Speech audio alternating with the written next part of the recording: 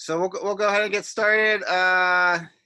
So today's class. So for first class, we talked about how to actually build a garden, like all the things that we needed to do. How to assess your site. Find a site that's got enough sunlight, it's got good drainage, or maybe you're going to use a raised bed, and it's got water access. And we talked about how to build raised beds and how to build garden beds without raised beds.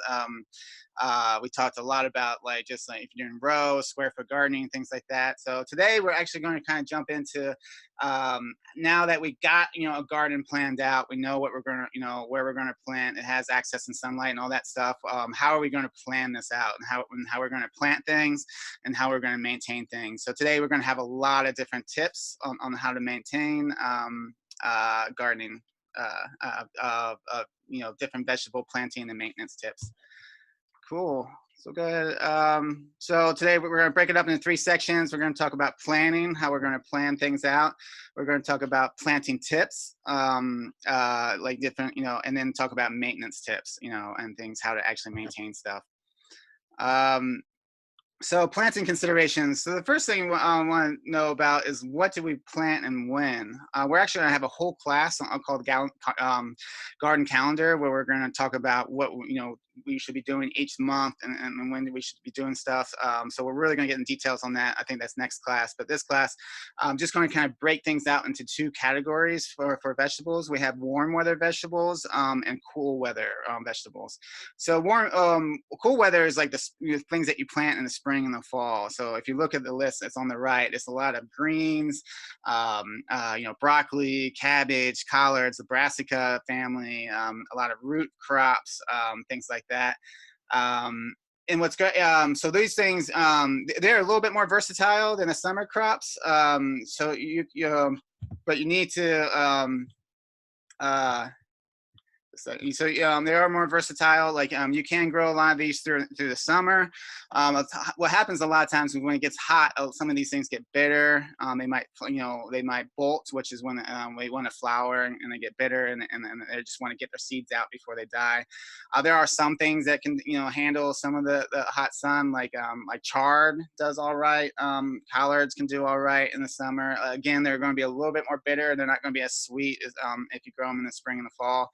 And there's certain things here, like special, like spinach has a variety that's bred for summer. So a lot of those, there is some versatility, and we talked about in the last class, if you want to grow some of these too, you can plant some tall plants in the front of your garden, on the south end of your garden, and then plant your lettuce behind them to kind of give them some partial shade, and that will keep them somewhat cool over the summer. So if you want to grow lettuce all summer long, just give them a little bit of shade, put some tall things in front of them, water them heavy, and you should. Again, it will be a little bit more bitter than normal, but people do grow greens all summer long. But your warm weather stuff, it does not have that versatility. If a frost touches any of these things, they're going to die.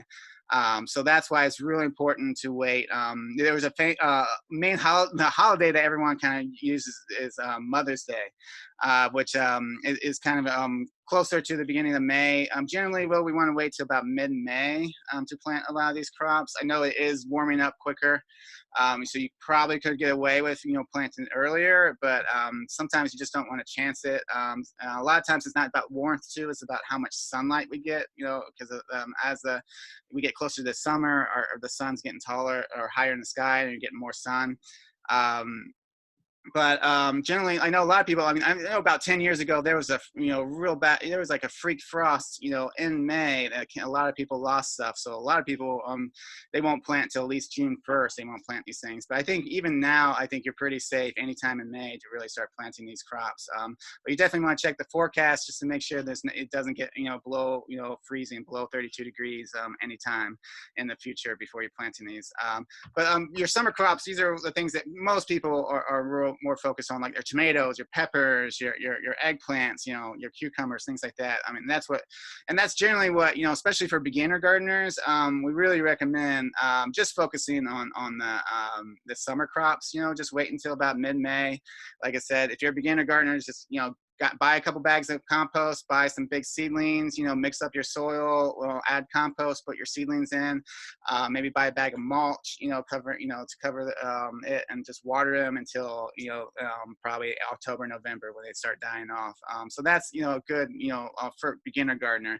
But once you get the hang of these, gardening, you can definitely start incorporating a spring garden and a fall garden. And we'll talk more about that in the next class, exactly how to time all that stuff out. But it's really important to understand that, the difference of of when you plant summer crops versus when you plant cool weather crops.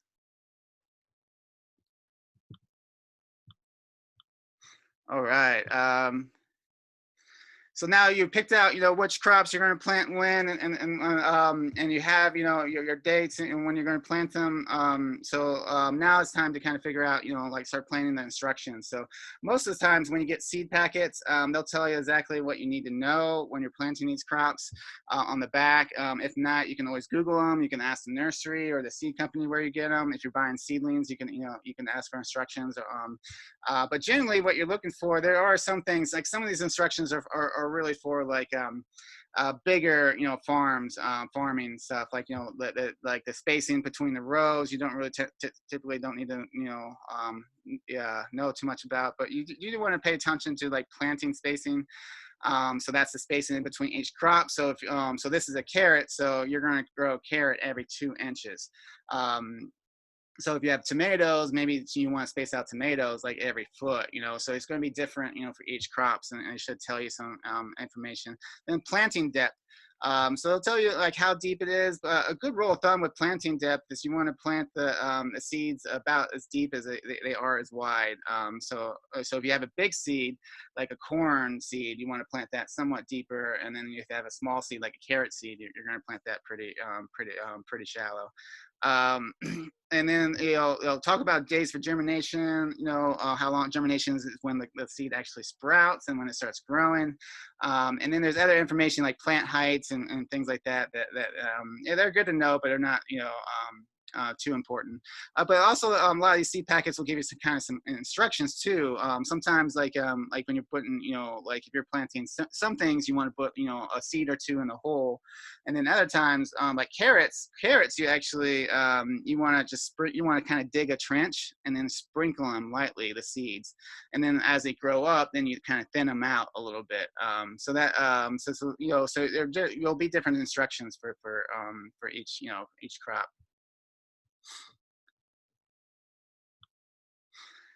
And then, so germination rate. So each of your seed packets are going to talk about like they're going to be a percentage on germination rate, and they should all be up in the upper 90% of germination rate.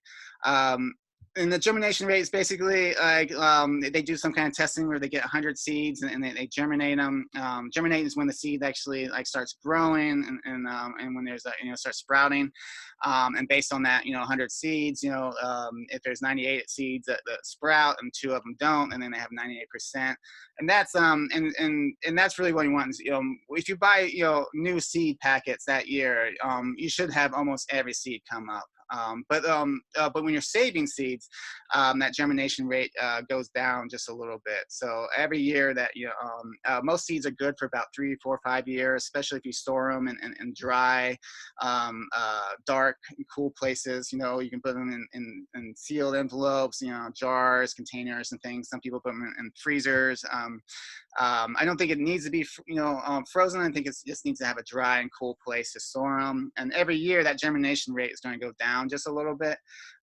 So you may need to, I generally rule of thumb, if I'm using like my seeds from last year, I'll put 2 or 3 seeds per hole. And then if I'm using seeds from maybe 3 years ago, I'm going to put, maybe like 3, 4, 5 seeds per hole. So you just want to kind of double up. And after about 5 years, you just want to throw those seeds away. And then ideally you want to try to look for as much as possible seedlings or transplants. They're basically baby plants. They've been grown in nurseries. We're going to have a whole class on how to actually grow these seedlings ourselves. So you don't, sorry, I still have that thing still happening where people just can't automatically join the meeting. I have to let them in. So I'm going to be, so I apologize about that.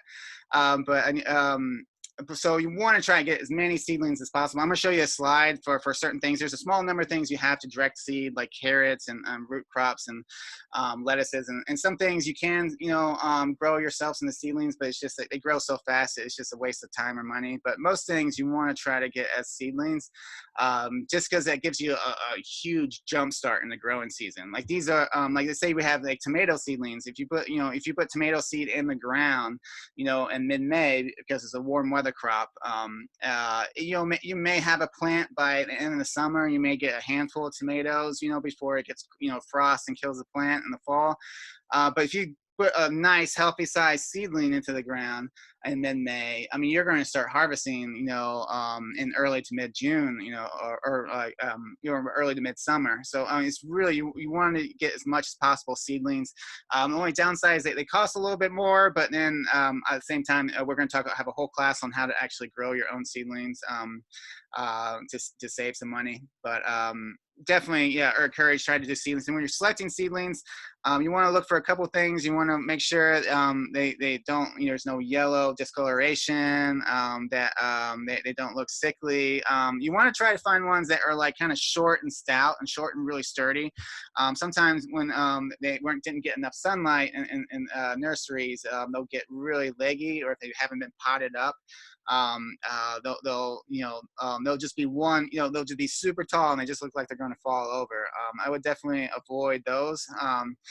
You can pull them up, if you grab some of these by the base, you can pull them up and see. Ideally, you want to make sure there's no root systems that's like looking like this. So you want to seed some roots, but you want it to be kind of not to be overcrowded like that. That happens because they don't pot up. And pot up is basically when you're growing seedlings, every couple weeks or every month, once the seedling fills the size of its tray, you need to pot it up. You need to put it in a bigger pot. If you don't do that, the roots are just going to grow around in circles. It's going to be a lot of unhealthy growth. The top's going to continue. It's going to outgrow the root system. You're going to have some unhealthy balances, and it's going to take a little while to kind of try to balance itself out. So you definitely want to look for short and stout seedlings. Don't look for, you can get ones that are, don't look for ones that are overcrowded too. I mean, if you like these are peppers, and so if you look at, there's like 3 pepper plants in each one of these seedlings. So that's generally okay. But I wouldn't just plant it like that. I would actually take it out and pull it apart, just tease it with my fingers, and that would be 3 different, pepper plants I would plant. So realistically, even though there's 4 trays, I mean, you can get 12 pepper plants right here. So that's something to think about. And that's nice, but at the same time, if there's like, 50 pepper plants coming out of this small little tray, I would avoid that, because that's, it's not going to be healthy, and it's going to be too hard to kind of pull everything out. Cool. So we have a few questions. Let's see.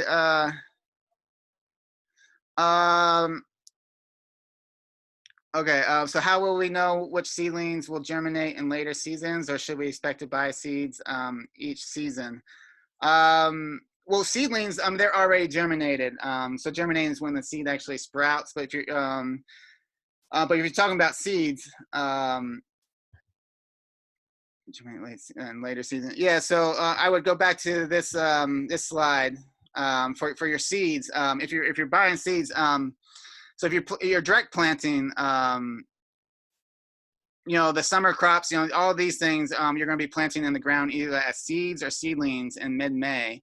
And all of these things that you're planting as seeds or seedlings in either spring or fall. So probably mid-March, to for your spring, and then your fall, sometimes like mid-August to mid-September, as you can start planting these things. And I'll show you a slide in a little bit about which things need to be direct seeded and which things can be planted as seedlings. Hey, Josh. Yeah. It's Kai. Okay, so I don't think that I made my question very clear. What I meant is I was talking about seeds, not seedlings. So sorry for the wrong term. That's right. But so the direct planting with the seeds, I know that sometimes seeds don't germinate in the later season. So I wanted to make sure that when you direct us to buy seeds, how will we know? Because when I go to the store, I don't always know if the seeds are going to germinate in the next season or the one after that. So how do we know if they're just meant to just, because I know sometimes they're GMO'd or whatever, and they just do it for that season. So if you could give some direction on that, that's really what I was looking Yeah. into. So what I mean, like, so the biggest thing about germination of seeds is temperature, and not just outside temperature, but temperature in the soil. In our seedling class, we're actually going to show different charts about temperatures and stuff. But you know, cool weather seedlings, they need the soil temperature. I think it's like around 40 degrees or so. They'll start 50 degrees. They'll start germinating. There's a graph that I can show you on a later presentation. Warm weather, I think it's like more like maybe 60 to 70 degrees. It needs to be to actually start germinating. So so if you put in like tomato seeds into the ground now, it's just not warm enough. They won't germinate. But if you put in arugula and beets, they will start germinating. But there is no, I mean, there's not really a point where it's too warm for germination. So you mentioned like if they might not germinate later. It's more about it just needs to be warm enough, before these seeds start germinating. Does that make sense? Yeah, that I got it. Yep. Okay. Yeah, let me know if that. Yeah. Yeah, I think you'll see. There's other slides. I have charts and stuff, especially during the seedling class. Growing your own seedling, we'll have lots of charts on temperatures and stuff to actually get things sprouted. Okay. See, selecting. Okay, cool. Thank you for that tip on the disabled waiting room. Cool. So Thai perennials will return the next season. Yeah, perennials will return the next season. Yes. So perennial difference between annuals and perennials, and we'll actually talk a lot about that today.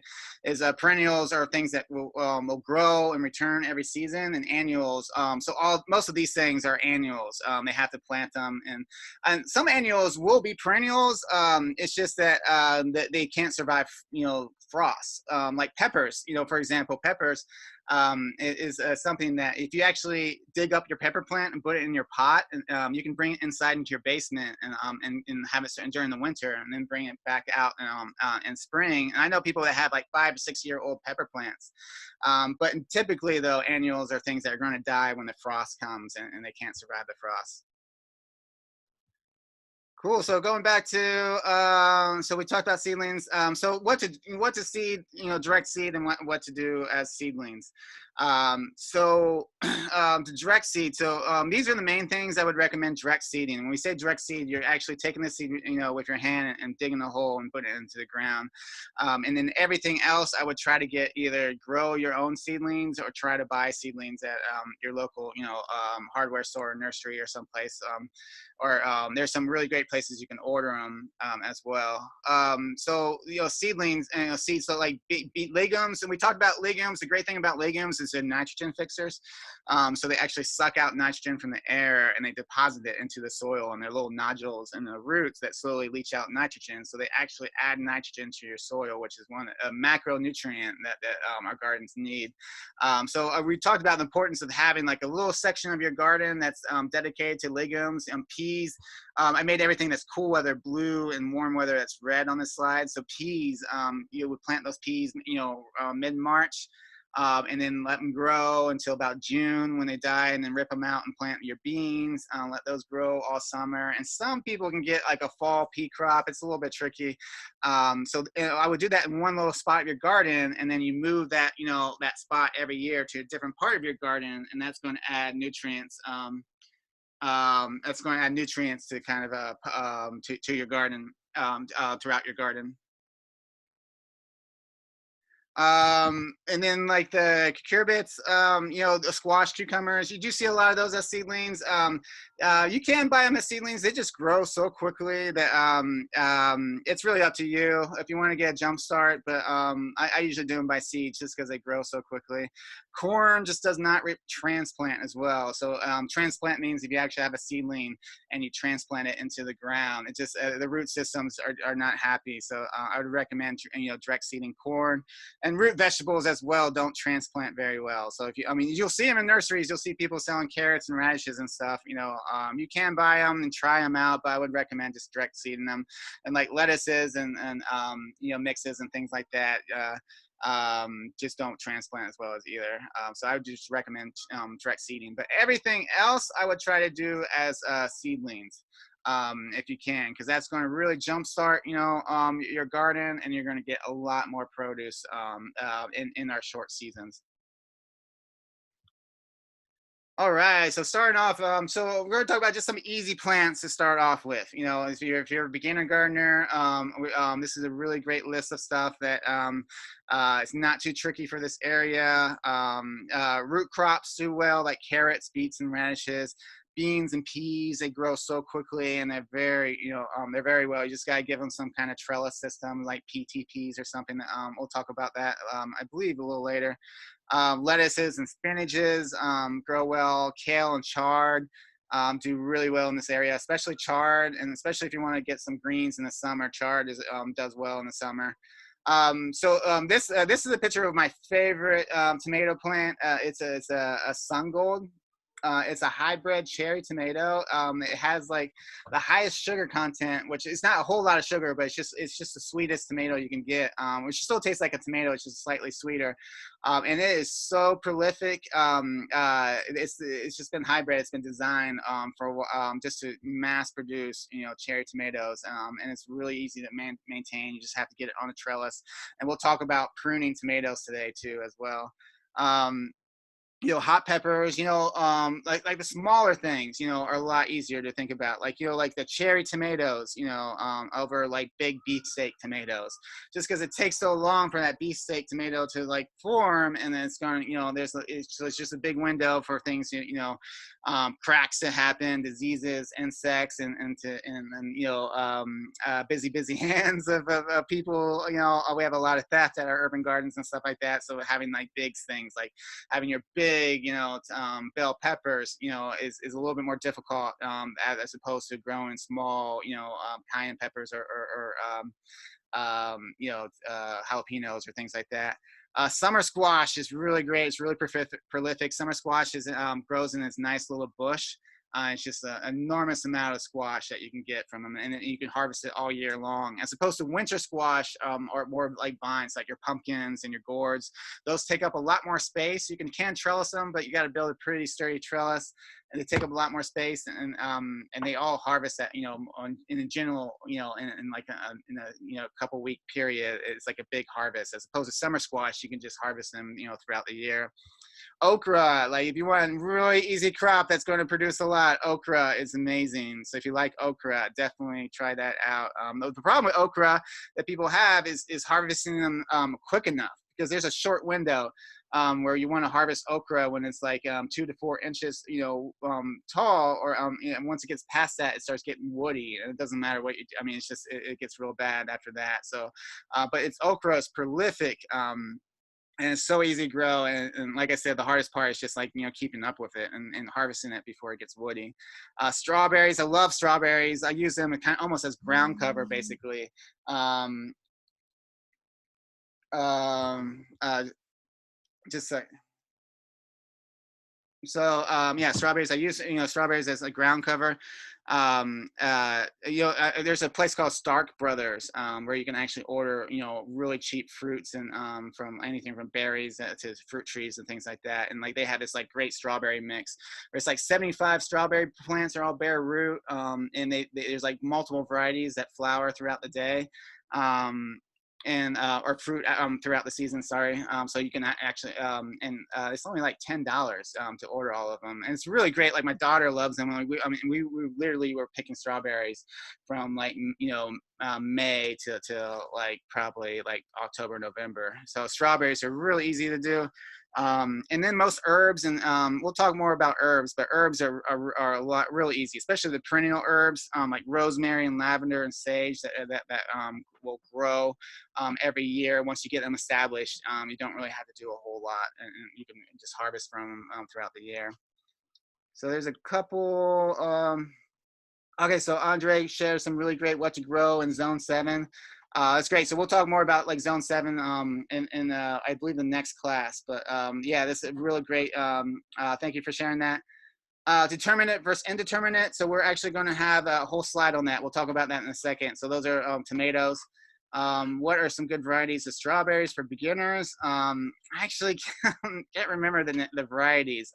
Like I said, I would definitely recommend like go to Stark Brothers, like STARK Brothers, and they. I would just recommend getting like their multi-season package. It's really cheap because they send them bare root, which means they don't have any soil, and it's just it's really cheap, and they will pick certain varieties that will fruit throughout the year.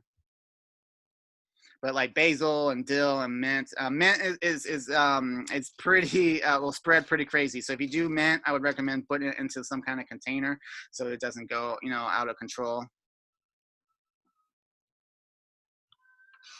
And then I always have a slide because we do, growing in the city, you will have a lot of thefts unless you have some, some pretty secure sites, especially in community gardens. You have a lot of thefts. So I recommend certain things to avoid and to use when dealing with thefts.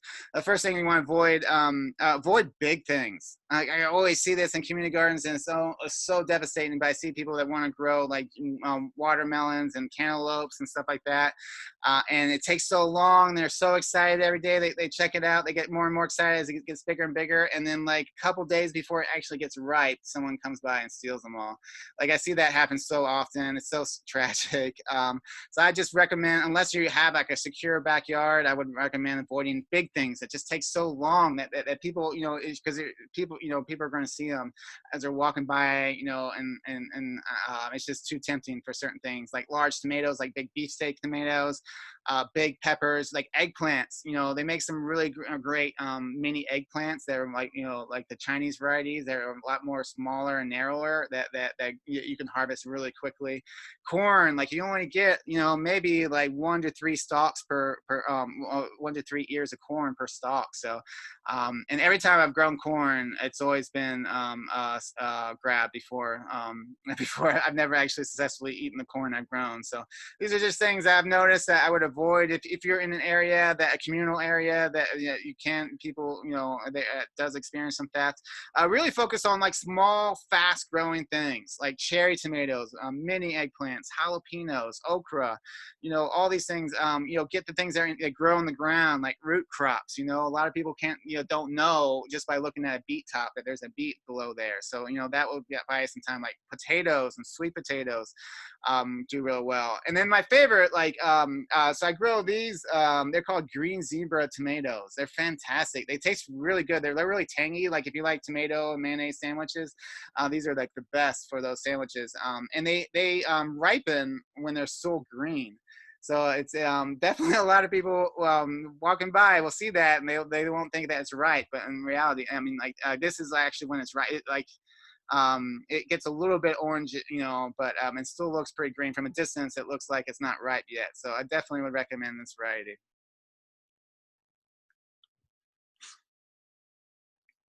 And then a good idea is to build biodiversity into your garden, to attract pollinators that are going to pollinate, to attract beneficial insects. We'll have a whole class where we'll talk about all the different amazing beneficial insects, like ladybugs and stuff that will come and eat up all your pest problems. And it's really, really cool. But they're only going to come if you have like a habitat for all of them. So that's why it's really important to kind of reserve at least a quarter of your garden to herbs and native flowering plants. That will not only that will have like nectars and things that will attract like ladybugs. They love eating aphids. They'll eat up all your aphids, but they also once they're done with the aphids, if you don't have like nectar plants or plants like are flowering that they can eat off of, they're just going to leave your garden and not come back. So definitely think about planting, herbs, and next slide we'll talk about native flowers, but perennial herbs for sure. Think about like all the like really good like lavender, rosemary, thyme, oregano, sage. These are the things I always recommend making borders around your garden. Like this is a great example of like if their garden's right in here, they'll plant these perennial plants because they come back every year. They're very low maintenance. Once you get them established, you don't really need to water them that much. And also they'll provide, we talked a little bit last week about wind breaks. Like you need some kind of wind break. You want circulation in your garden, but you also don't want, it completely exposed, because it's the wind's going to, hurt your plants and deteriorate your soil. So just planting your herbs and perennial plants, and you can even add perennial berries. Like this is a good place to plant like raspberries and gooseberries and blueberries all around your garden, just to kind of block up that wind, to protect your actual garden, your annuals in the middle. But perennials work really well. Some of these perennials you need to kind of dig up and bring into your basement. Because they just can't tolerate the winter, like lemon balm and grass and marjoram. So these, I mean, it's pretty easy. We'll talk more about this in the container garden class, but essentially you just dig it up, put it in the container, let it dry out a little bit, and then just take it and stick it in your basement, in a cool, dark area, and just keep it dry. They'll go dormant over the winter. And then when it warms up again, you bring it back out and then water it and get it going again. You can keep on growing it if you want to get, grow lights and water and all that stuff. But I just keep all my stuff just dormant in a cool, dark, dry basement, and then that will keep them good. Mint is a perennial too, but as I was saying, don't just plant mint in your garden because it will take over your garden. Get like a container, and we'll have a whole class on container gardening. But put that mint into your container, and that will keep it from just like spreading over and taking over everything. Because same with spearmint and all that stuff, and there's a lot of great, chocolate mints and stuff. There's a lot of amazing mint varieties I would definitely recommend.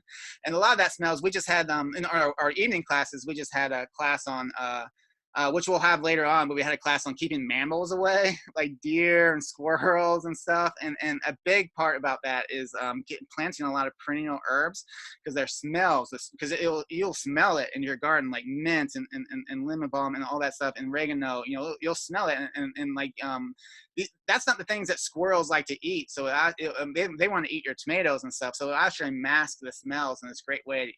Building a perennial herb garden border is a great way to kind of mask your garden away from like deer and stuff. Then you have cool annuals and warm weather annuals. So these things are things like cilantro is great, but as soon as it gets warm, it's going to die. Like so I love cilantro. I always plant it. It does really well in this area, but once June hits, it's done. So that's a lot of like dill is fantastic. Dill is a really great way to attract a lot of beneficial insects as well. Parsley. So parsley is a tough one. A lot of people just recommend just don't deal with it and just buy parsley. Parsley is a biannual, which basically means that you seed it once, and then it takes a whole year to grow, and then the next year you can start harvesting it. So it takes 2 years to actually start harvesting, and it's got a long germination rate. It's like 3 to 5 weeks. So don't yeah, if you do seed it, don't think that it's not. Just know it takes weeks for it to actually start sprouting up. So which is confusing because a lot of people think it's just not germinating.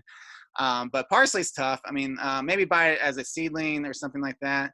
Warm weather, basil for sure, borage, chamomile, savory, all these different things, really great. And you really want your garden, you want it to be an ecosystem. It's really going to help.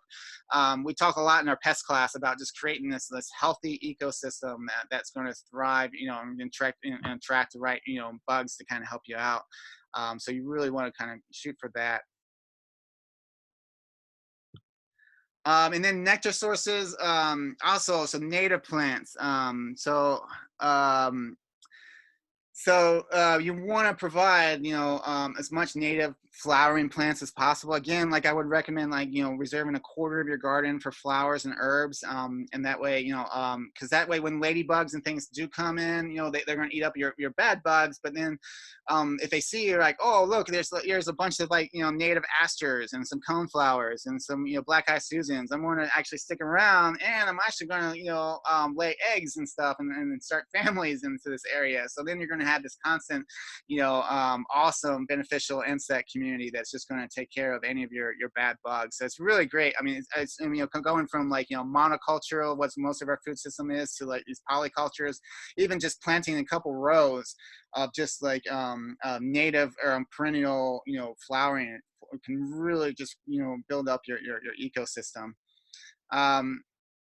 So definitely here's some recommendations. I'm not like an expert on all this stuff, but I know that these flowers work really well in this area. Like black eye Susans, sunflowers are great. Goldenrod is a really great plant that attracts a lot of beneficial insects. A lot of great in the, like, the dill family, fennel, things like that. So definitely, think about seeding some, like I said, about a quarter of your garden should be herbs and herbs and native plants. And then crop rotation. So we're going to talk about a couple of just planting things, and then we'll actually dive into actually start, on some tips about planting. But crop rotation is definitely something you want to think about. For beginner gardeners, I always just say with crop rotation, don't plant the same thing in the same spot twice, every year. And the main reason is because one, if you plant tomatoes in the same spot every year, it's going to it's going to suck up the same nutrients, and it's going to deplete your soil with the nutrients that it likes. Because certain plants like certain nutrients, like your leafy greens love nitrogen, but then your bigger plants like your tomatoes that need they need phosphorus and potassium to actually produce fruit. So you want to so the idea is you want to kind of move things around. It's kind of hard sometimes if you just have a small raised bed. Maybe if you just have a raised bed, kind of just cut your bed in half and try to plant reverse that every year. Try to just move them back and forth. But the general idea, if you have the space and you want to try it out, the idea is you want to do a 4-year crop rotation, and that's basically you want to kind of pair your crops, whether they're like fruiting crops or rooting crops or lettuce crops, green crops, and you kind of keep them in one spot and just kind of move them every year to a different spot. And then the idea is by the time that tomato gets back to its original spot in 4 years, the nutrients have replenished. And also with pests, like a lot of pests, if you have some pests that love tomatoes and they see your tomatoes one year, they're going to lay their eggs in the base of that tomato, or they're going to come back in the spring. And if you keep on moving that's going to throw them off. So that's going to help. And one thing that helps with that is just kind of understanding like heavy feeders and light feeders, trying to understand which crops suck up a lot of nutrients and which don't. But really the best thing I think to do with crop rotation is try to keep your crops in the same family. So keep all your brassicas in one spot. Your brassicas, because there's a lot of pests that are bad for brassicas. Brassicas can be kind of tough. So that's like your cabbages and your collards and your kales, especially like harlequin beetles and cabbage loopers, which we'll talk about in our pest class. But the idea is keep those in one spot and then move them around every year to a different spot, and that's going to throw off a lot of your pests. That's going to save your soil, kind of balance your soil out a little bit. And then definitely have like a legume spot, like we're saying with peas and beans, where you have peas in the spring and beans in the summer, and move that around too, and that's going to replenish your soil, the nitrogen in your soil throughout your garden. All right, so a couple, what are some crop rotation tips when you're working in a pretty small space with only a few raised beds? Yeah, definitely like container gardens and stuff like that. I mean, I definitely recommend if you're doing a container garden, try to plant a different thing in the container every year. Don't just plant all your tomatoes in one container and all your eggplants in another. Try to switch them up as much as possible. And if you have just a couple raised beds, or just one, most people just have one raised bed. Like I said, maybe just divide it into 2 zones and just move things back and forth. Or like really just, like I said, if you don't have the space, don't worry so much. The main thing is try to just keep them, don't plant the same thing in the same spot. Like if you have a tomato and all you can do is move it over a foot every year, that's fine too. Just try to mix things up. Don't plant everything in the same spot every year. And that's really like the best thing, and then yeah, everything else, the 4-year crop rotation, don't worry about that so much. Like I said, a lot of this class, we're going to talk about a lot of, it's a mix between beginner and expert stuff. So crop rotation is definitely one of those that you need to have a lot of experience to really get that 4-year thing. So I wouldn't worry so much about it until you feel comfortable with it. Then companion planting, there's certain plants that do really well with other plants. So like garlic. I always use garlic's a really great, things that, garlic and onions and allium families that they they create these smells that actually keep, you know, bad insects away, like certain soil nematodes and things hate it. So I always plant my garlic as a perimeter around my garden as well, along with like perennials and things like that. And that actually kind of blocks certain, you know, like root-eating nematodes. Not all nematodes are bad, but some of them will eat your roots, and they hate garlic. So that's a good way to keep that away. And plus, garlic is just an awkward season. If you're doing garlic, you plant garlic at like in October, November, and then you harvest them in late June, and that's just an awkward season, you know, to follow up. Like, what are you going to follow up with that, you know, after, you know, in July? So that's why I kind of plant my garlic as perimeters. So it's not like it's not a big section of what am I going to do. You know, it's pretty easy to deal with. And also certain things, they claim that if you plant basil and tomatoes together, it makes the tomatoes taste better. I don't know. Yeah, I mean, I do it anyways, you know, why not? There's like Three Sister Gardens. They're really cool, where you plant, first you plant the corn, and then once corn is knee high, then you plant the squash and beans, and the beans will actually climb up the corn, and the squash will create this living mulch that will protect it, you know, so you don't have protect everything, and they all work together. It's really cool. There's a lot you can get into. There's this really great book if you're into that, Carrots Love Tomatoes, of just finding out what to plant and where. It's great if you want to dive into it, but also if you're a beginner gardener, I wouldn't worry too much about it. I would definitely recommend, if you want to do garlic, do that border, you know, and maybe plant your basil and tomato together. But other than that, I wouldn't worry too much about it.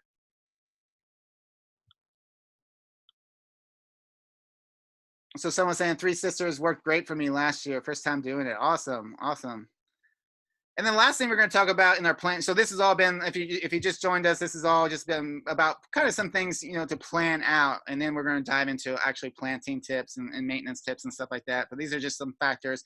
Like I said, not everything you got to think about. Like, this is one of those things, succession planting, that I would say most people don't do. But I just want to talk about it because you know, if you're going to be gardening, you're going to definitely hear succession planting. Succession planting is like if you have a big space and you really only want to grow a couple different things, but you don't want to be, you know, like, you know, drowned in lettuce. Let's say I want to plant a bunch of lettuce in this garden, but I'm not going to eat all of it at once, you know. What I'm going to do is I'm going to plant one row and then wait a week, and I'll plant another row and wait a week, and I'll plant another row. And the idea is you'll have a bunch of lettuce to harvest every week, you know.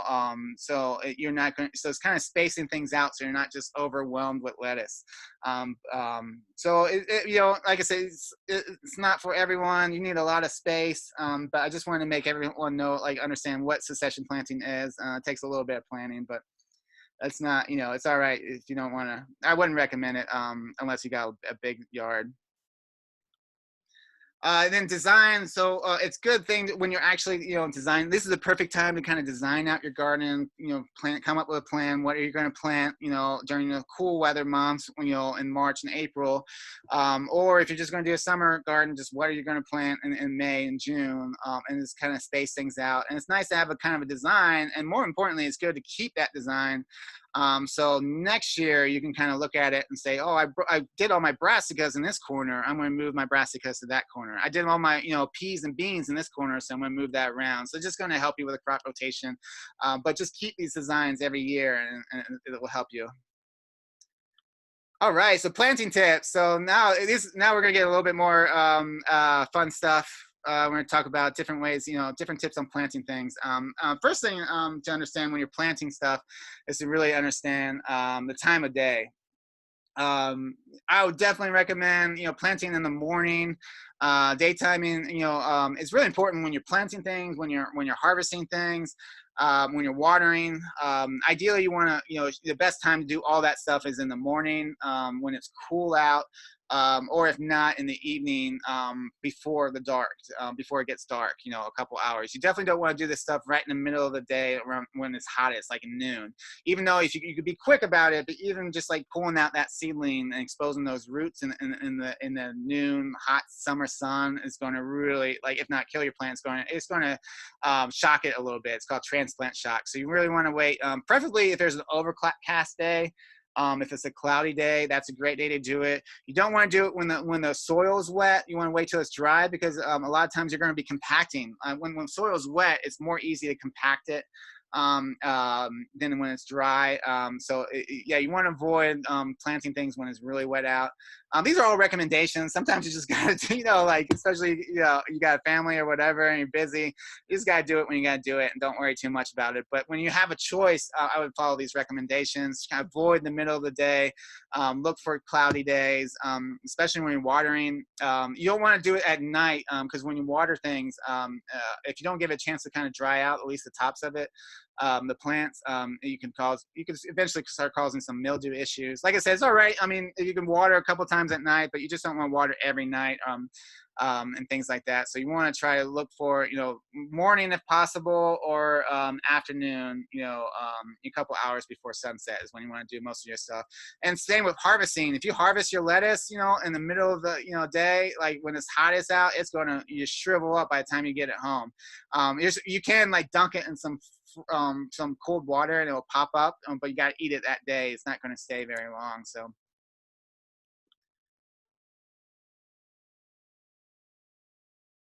all right.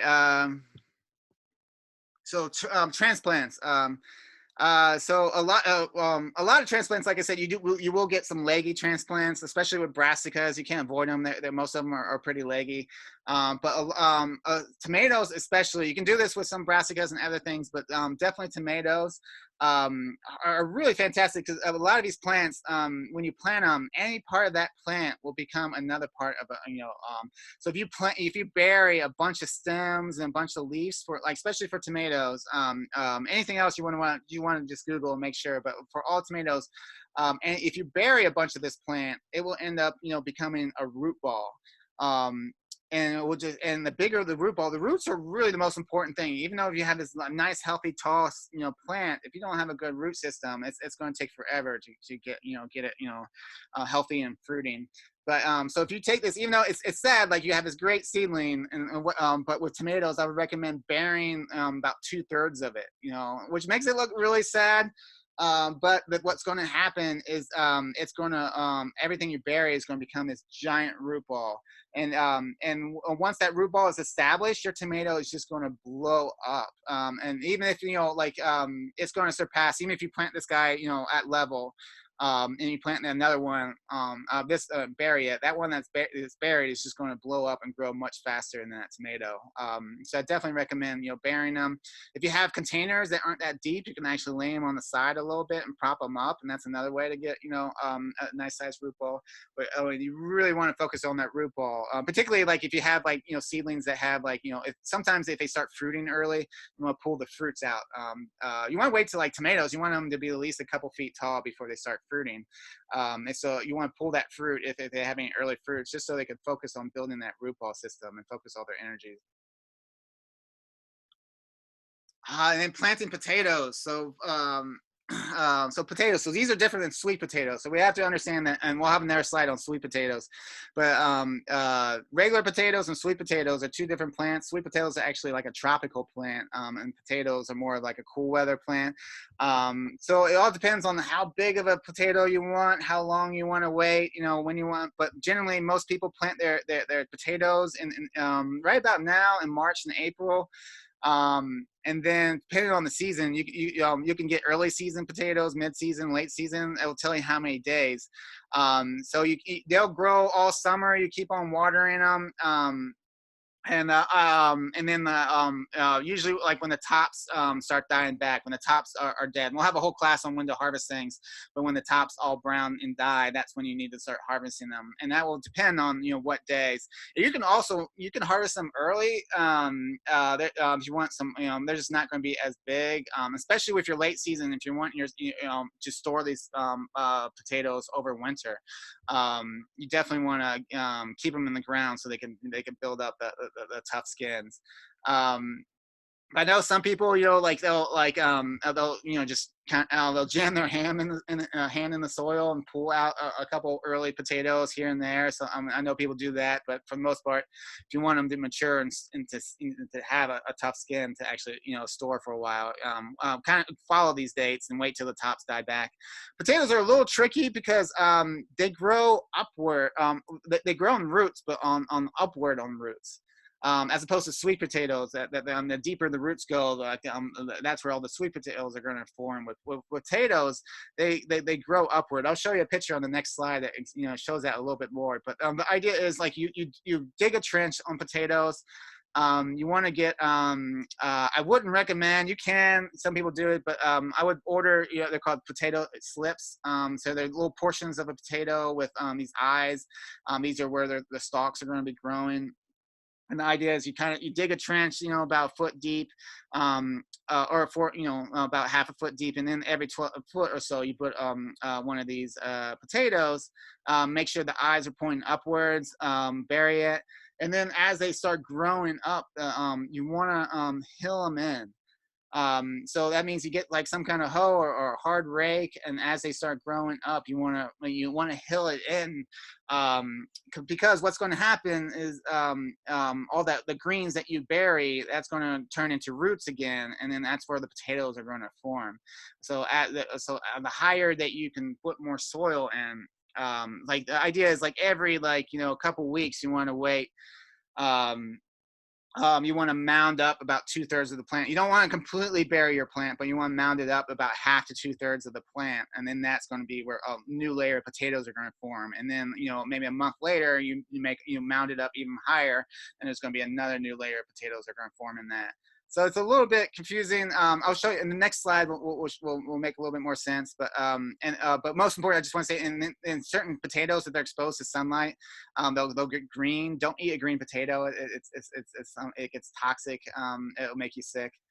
But let's show you this next slide. So this will explain it a little bit better. So this is one of the reasons why a lot of people actually grow potatoes in bags, because it's a lot easier than having to do all that hilling up, and especially if you don't have all that extra soil to hill things up. It can be a pain in the butt to hill your potatoes.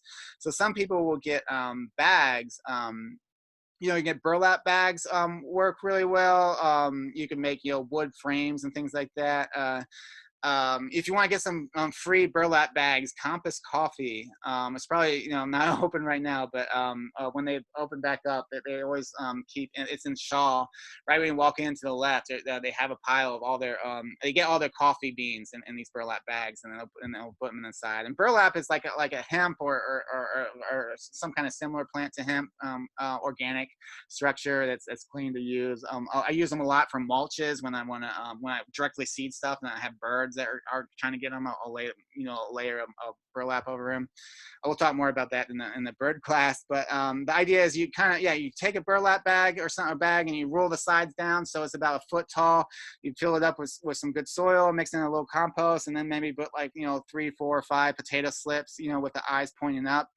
And as they start growing, they'll start growing a little bit, and then every couple weeks you want to every time it gets about a foot high, you want to add more soil.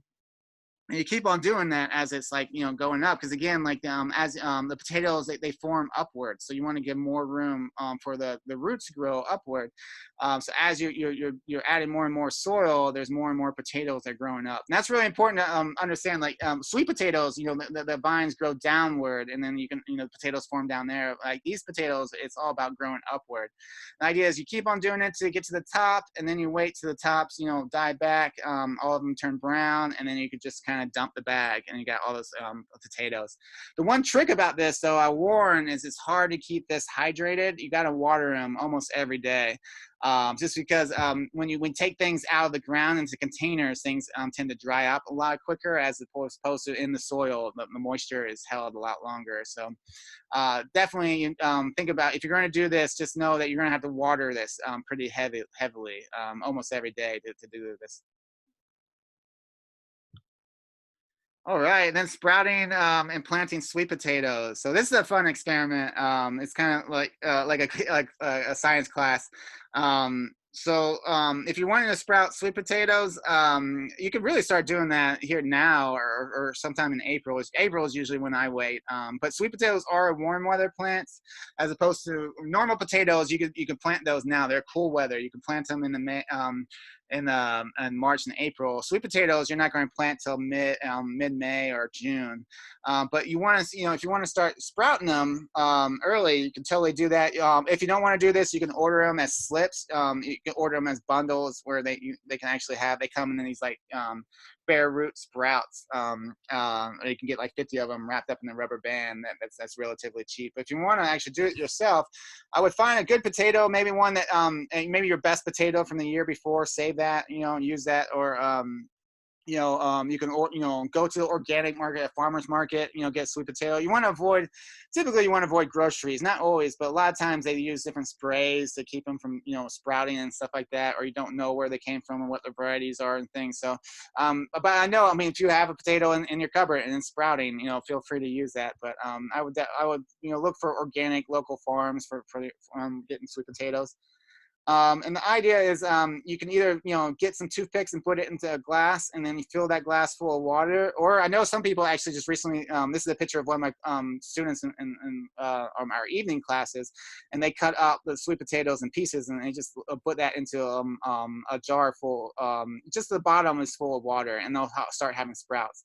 Now the secret to this, because this took me a couple years to figure out, because my potatoes kept on rotting, is you got to change that water every day. Because if you let it sit in there for a week, it's going to start building some bacteria and it's going to start rotting that potato. So you definitely want to change that water as much as possible.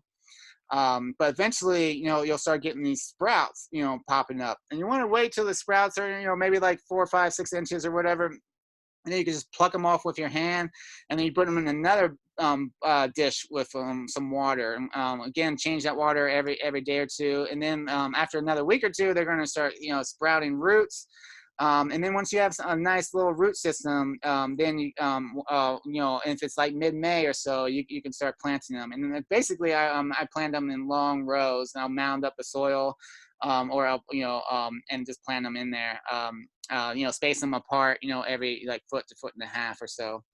And that's how you can do sweet potatoes, and that's real cost effective. That $1 sweet potato can you can get maybe a dozen or two sprouts, and each one of those sprouts is going to produce a dozen or two sweet potatoes. So you can really see how doing this stuff yourself is going to save you a lot of money.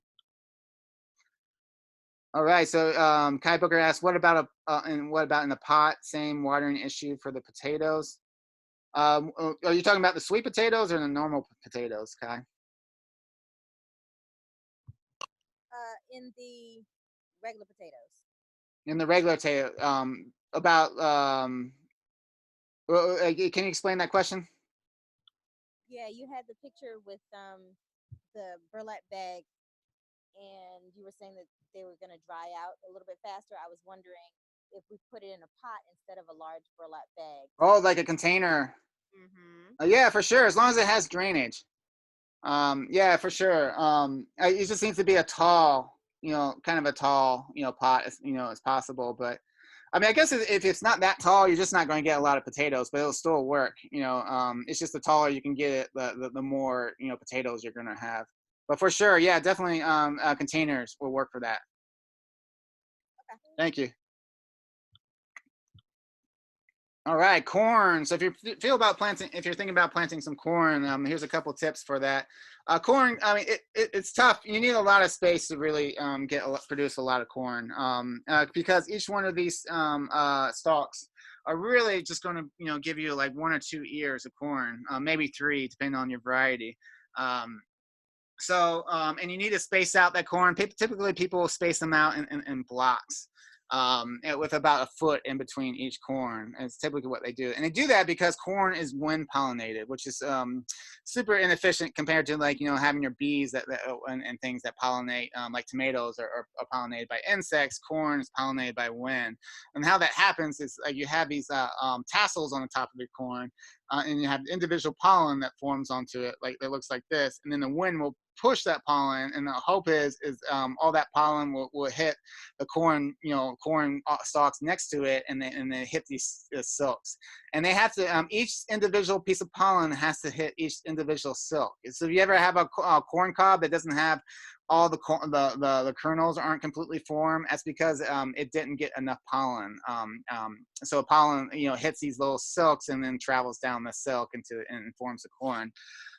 It's a little bit tough, and especially now with our world of GMOs. This is when it gets really touchy, because now with all these like GMO patents and stuff, so there's all these like GMO corn that's patent pending. So the people that created this corn own all the corn. So, but they'll have like a field of GMO corn, and then there'll be an organic corn farm, like a mile down the road, and suddenly like the wind picks up all that pollen, and it pollinates their corn, and suddenly that organic farm has GMO corn, and then there's all kinds of patent issues, and all, it's a terrible situation. So that's why a lot of people, to avoid that, or if you just want to do a couple stalks of corn, and you just don't think they're going to pollinate themselves, so you can actually hand pollinate corn. And how you do that is you get paper bags, and you put that, when you start seeing this pollen form, you put that paper bag on top of that tassels, and then and just tie it off on the bottom, and then keep it there for like a week, give it a little shake every day, and then when you're done, you can pull that off, and it should be full of pollen, and then you take that paper bag and put it completely over the corn, or the silks, and then just leave that there for a couple days, give it a shake, every day, and that should totally pollinate your corn. And then for like people like that are worried about GMO, they want to say organic, they'll actually, as they're collecting the pollen, they'll put a second bag over the corn cob just to make sure no one, no GMO pollination or anything, gets to that corn. So they'll actually keep that covered until they're ready with the pollen. So I would recommend that if you do want to try corn, if you do have the space. It just takes a lot of space, and it's not, unless you have a lot of space, it's not terribly efficient. But definitely I would recommend, if you're only growing a couple stalks, to do the paper bag trick, just to make sure you got decent pollination. So Loida said, I went out and shook my stalks last year to help pollination in my small bed. I had a great variety. Cool. Did you do that without the paper bags? Did you just shake them just to help wind pollinate them?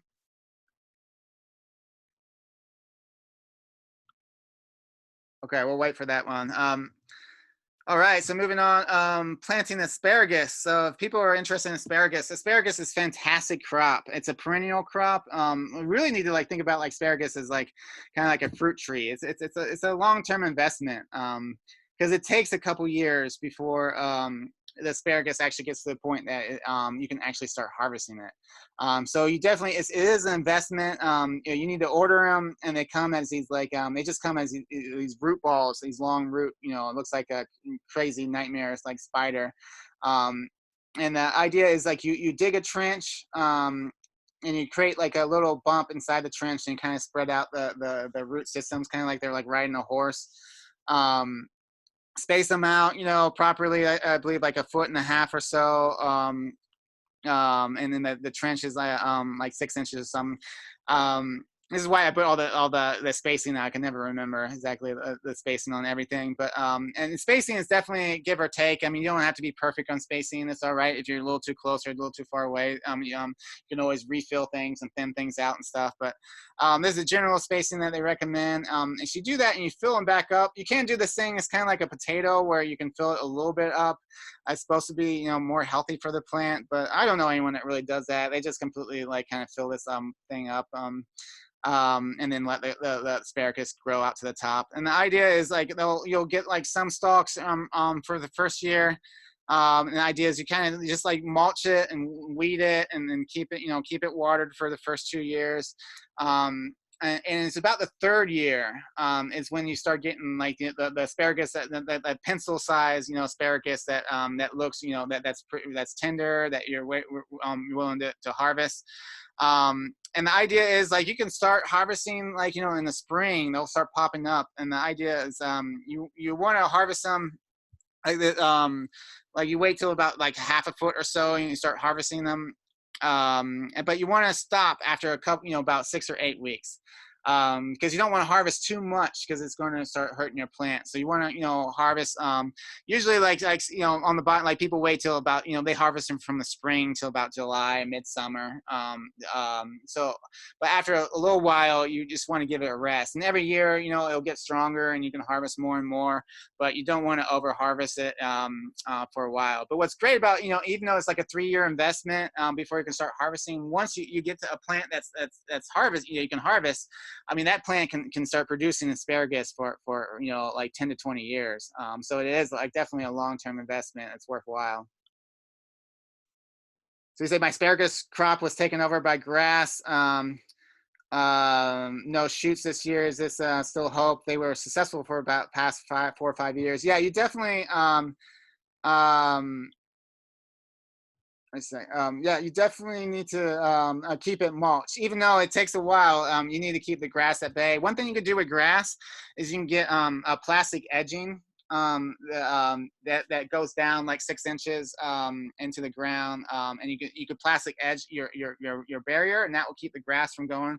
Because once the grass goes in, it will definitely grass is hard to compete with. That's why it's important to have like mulch circles for trees and just to keep that grass from coming into your garden. So I would definitely, yeah, definitely recommend pulling out that grass, getting some edging to keep that grass out, and just re-mulch and water that, and they should, they should bounce back. Okay, so a couple, I went out and shook my, okay, Lolita said that she didn't have to actually use the paper bags. She just shook her stalks, and that helped, kind of get the pollen into the air. So cool. Thank you. And then dividing. Okay, so dividing perennials. Sorry, I was just seeing some. And also, so perennials are fantastic plants. We talked about that. Like the importance of having perennials into your garden, having like things that has windbreaks. Also, one great thing about perennials, when we go into like the talking more about the permaculture aspect, is having plants that live there every year and like grow bigger root systems. A lot of times these root systems, so plants, I'm sure you heard of carbon sequestration, and they actually, a lot of these plants suck up carbon, and they use a lot of that carbon to grow and things like that as nutrients and sugars and things. But a lot of that is actually the roots release it as they're called exudates, and they release these carbons and they actually feed the soil biology, and it'll help build a lot better soil biology in your soil. So it's, having more perennials that are just constantly doing that, and constantly releasing exudates and building up your soil biology is a great thing to have. But one problem with perennials is that after like many years, 3 or 4 or 5 years, they just get too woody and the root balls get too big, and they start producing less, and they start getting sickly. So what you want to do every couple of years with your perennials is you want to kind of pull them out, dig them up a little bit. You want to do this when they're dormant, so do this like February, March, towards the end of the winter. You dig them up, and just you can be as brutal as you want. Get a saw, a shovel, and just kind of divide, break apart that root ball into multiple pieces. Replant maybe a quarter of the plant back into the hole, and then you can replant different you can repot them. You can plant them around your yard. You can repot them and give them as gifts. We're gonna have a whole class on the seedling class, and we're gonna talk a lot about how to propagate things and how to, like, if you have one great plant, how to make 10 great plants every year from it.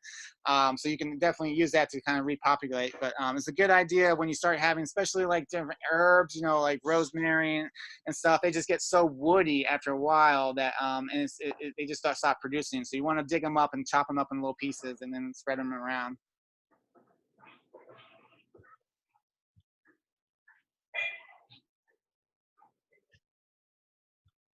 All right. And then intercropping. So this is another idea. Again, this is more advanced. Like, this may not be a beginner gardener thing, but a lot of times we talked about, like, like if you want to grow some cool weather stuff throughout the summer, like if you want if you want to eat lettuce all summer long, well, if you grow lettuce by itself in the summer, it's going to get bitter, it's going to bolt, it just doesn't like heat. But if you can plant your lettuce in between rows of tall plants like tomatoes, that's going to shade that lettuce, you know, as those tomatoes grow. It's going to give them enough shade to kind of keep them somewhat cool. And then you can harvest your lettuce. And the idea is lettuce is done after like a month or two. And by that time, your tomatoes are going to be mature enough where they're going to take over the entire space. So intercropping is really about not only taking spacing, but also adding timing to that space. So for example, like I have these are cabbages. These are cabbage seedlings that are coming up. Now, cabbage is a long season. It's going to take a couple months to really get that cabbage. So in the meantime, you have all this exposed soil and it's like drying out in the heat.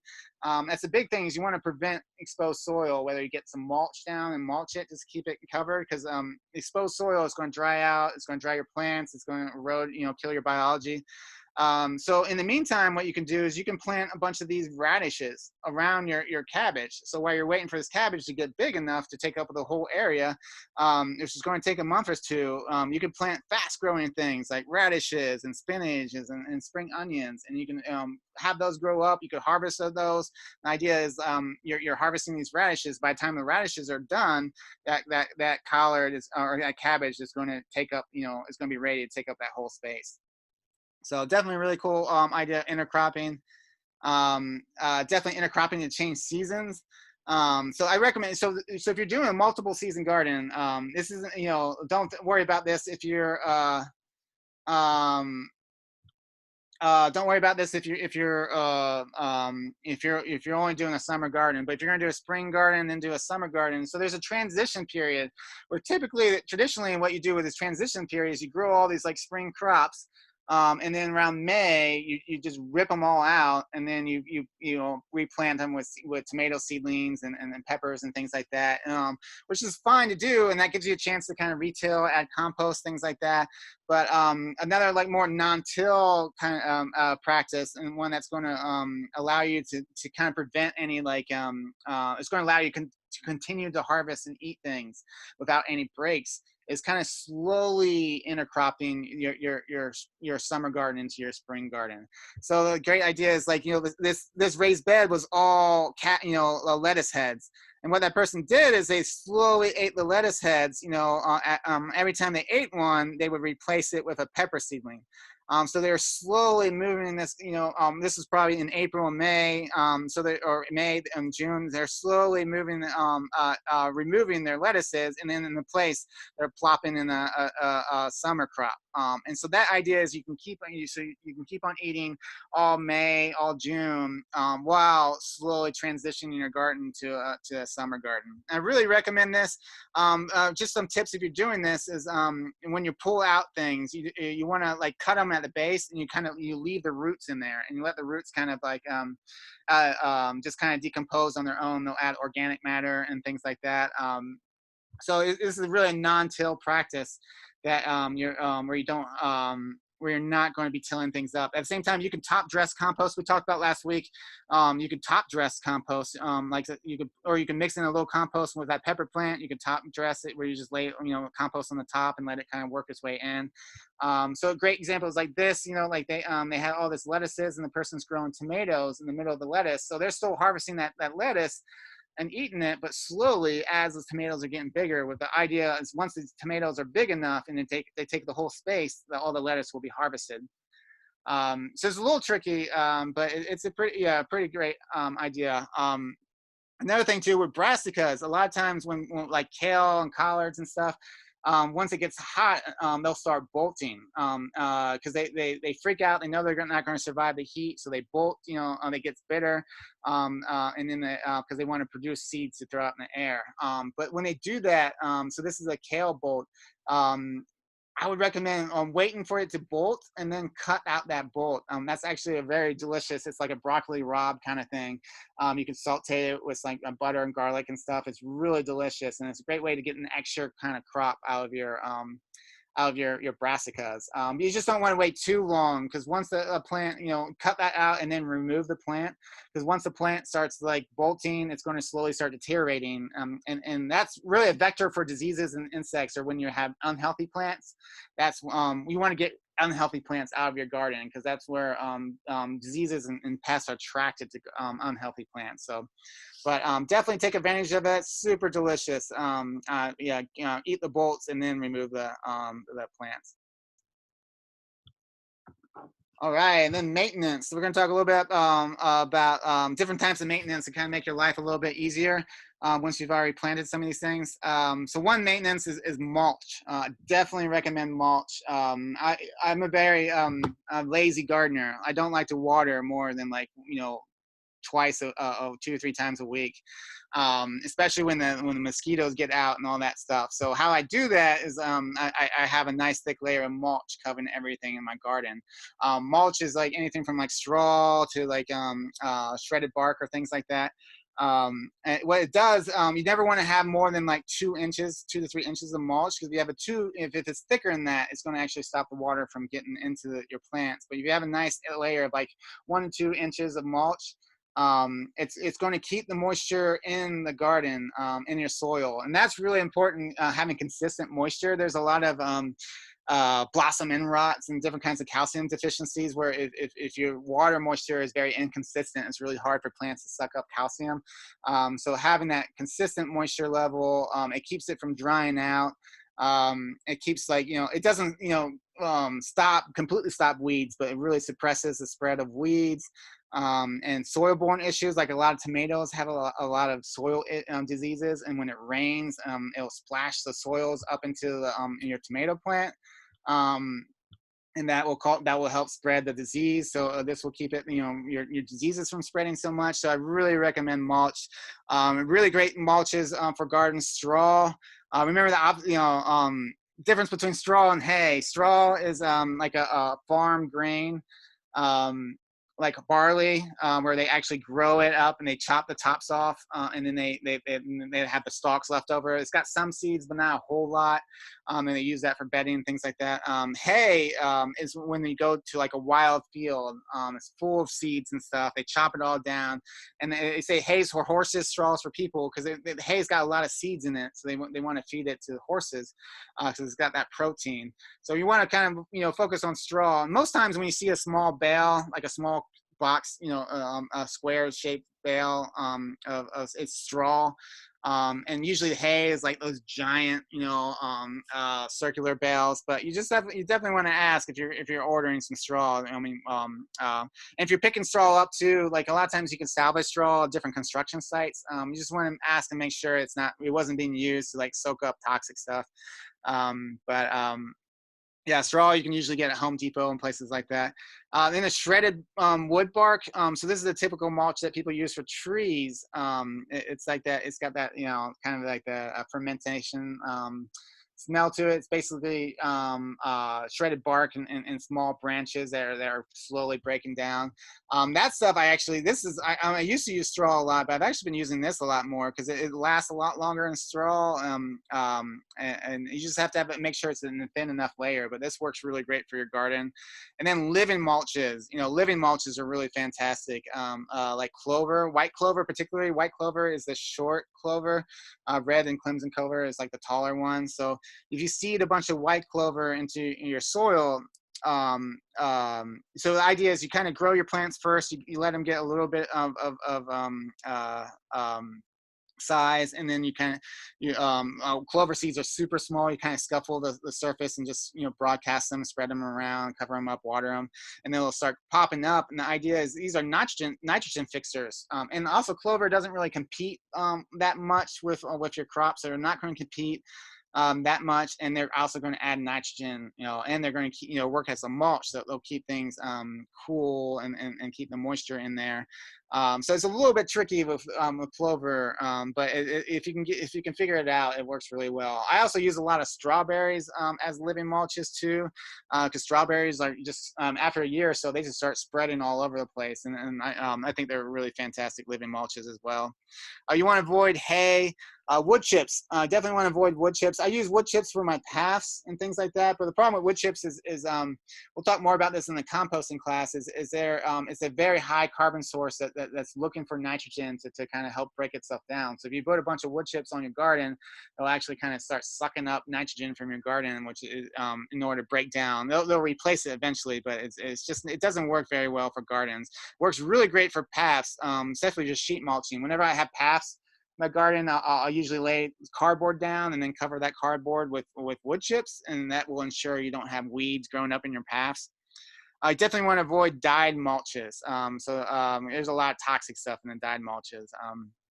But definitely when you're doing mulches, don't make it too thick of a layer. Keep it about 1 to 3 inches. And then one bad result from mulches is you may start getting some slugs. So if you see some of your slugs like to chew things. So if you see some plants that look like this, beer traps work really great with slugs. Just going out at night with like a headlamp, and just doing some squishing, putting a rock right in the middle of your garden, a big flat rock. They'll actually crawl underneath that during the day, and you can flip that over and squish them. Slugs aren't too bad to deal with, but it's definitely worth it for the mulch. So a couple questions. Where will we purchase straw in our area? Home Depot is where I get my straw. Sometimes like Ace Hardware and local hardware stores. Garden centers for sure have straw, like Merrifield has straw. There used to be a guy that it was at the Twin Oaks Community Garden that actually started a straw buyers club thing where he ordered a bunch of straw from local farms. You just want you want to make sure it's organic straw, but he made sure, and then he would just distribute it. But he just moved recently, so but yeah, garden centers for sure. And someone asked, does more slugs attracted to strawberries as mulch? I've never seen slugs in my strawberries. Not to say that they're not attracted to that, and they could, I could see them, but yeah, I don't know if they're especially attracted more. Mainly, they want some nice moist shaded area to live, and then they'll hang around and start eating leaves and stuff like that. Someone asked, are strawberries invasive? I don't think so. I think they're pretty native for the area. I'd have to Google that really quick just to confirm, but I don't think you have any problems with strawberries being invasive. They run, which means that they shoot horizontal root systems, and then they'll pop up new strawberries. And it's really, it's really great to see them. It's nice to to watch them proliferate. And the idea with strawberries is you want to thin them out every couple years, because they'll start, they'll produce less and less after 3 or 4 years. But they're pretty easy to contain, and even if you don't want them to run, you could put some edging or just weed them. It's really easy to weed a bunch of strawberries, or you can cut them out. And if you cut the running root, you can actually pot them up and give them as gifts. But yeah, strawberries are fantastic. I wouldn't worry about them, becoming invasive. Do you use diatomaceous earth for any pest control? So we'll definitely talk more about pest control. We have a whole class on pest control, but I don't use diatomaceous earth just because it's a general thing. Diatomaceous earth is like crushed up, I think, seashells. Really, it's like a powder to us, but to insects, it's like razor blades. So people would put that around their garden, and that works really well with slugs and things like that. Some people have concerns with beneficial insects like bees. It will definitely hurt bees. But I guess if you're just using it for slug patrol and keeping it on the ground, I could see that working really well. Yeah, I could see that. I could see that working good for slugs. All right. Do you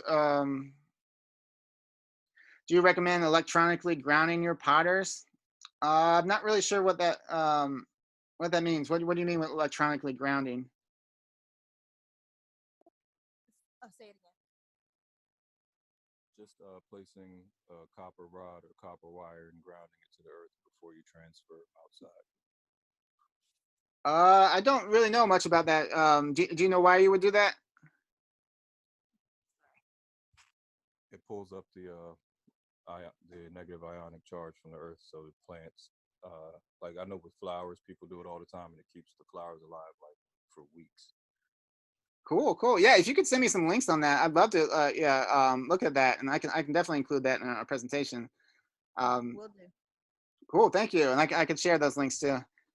I just don't know too much about that. All right, moving forward.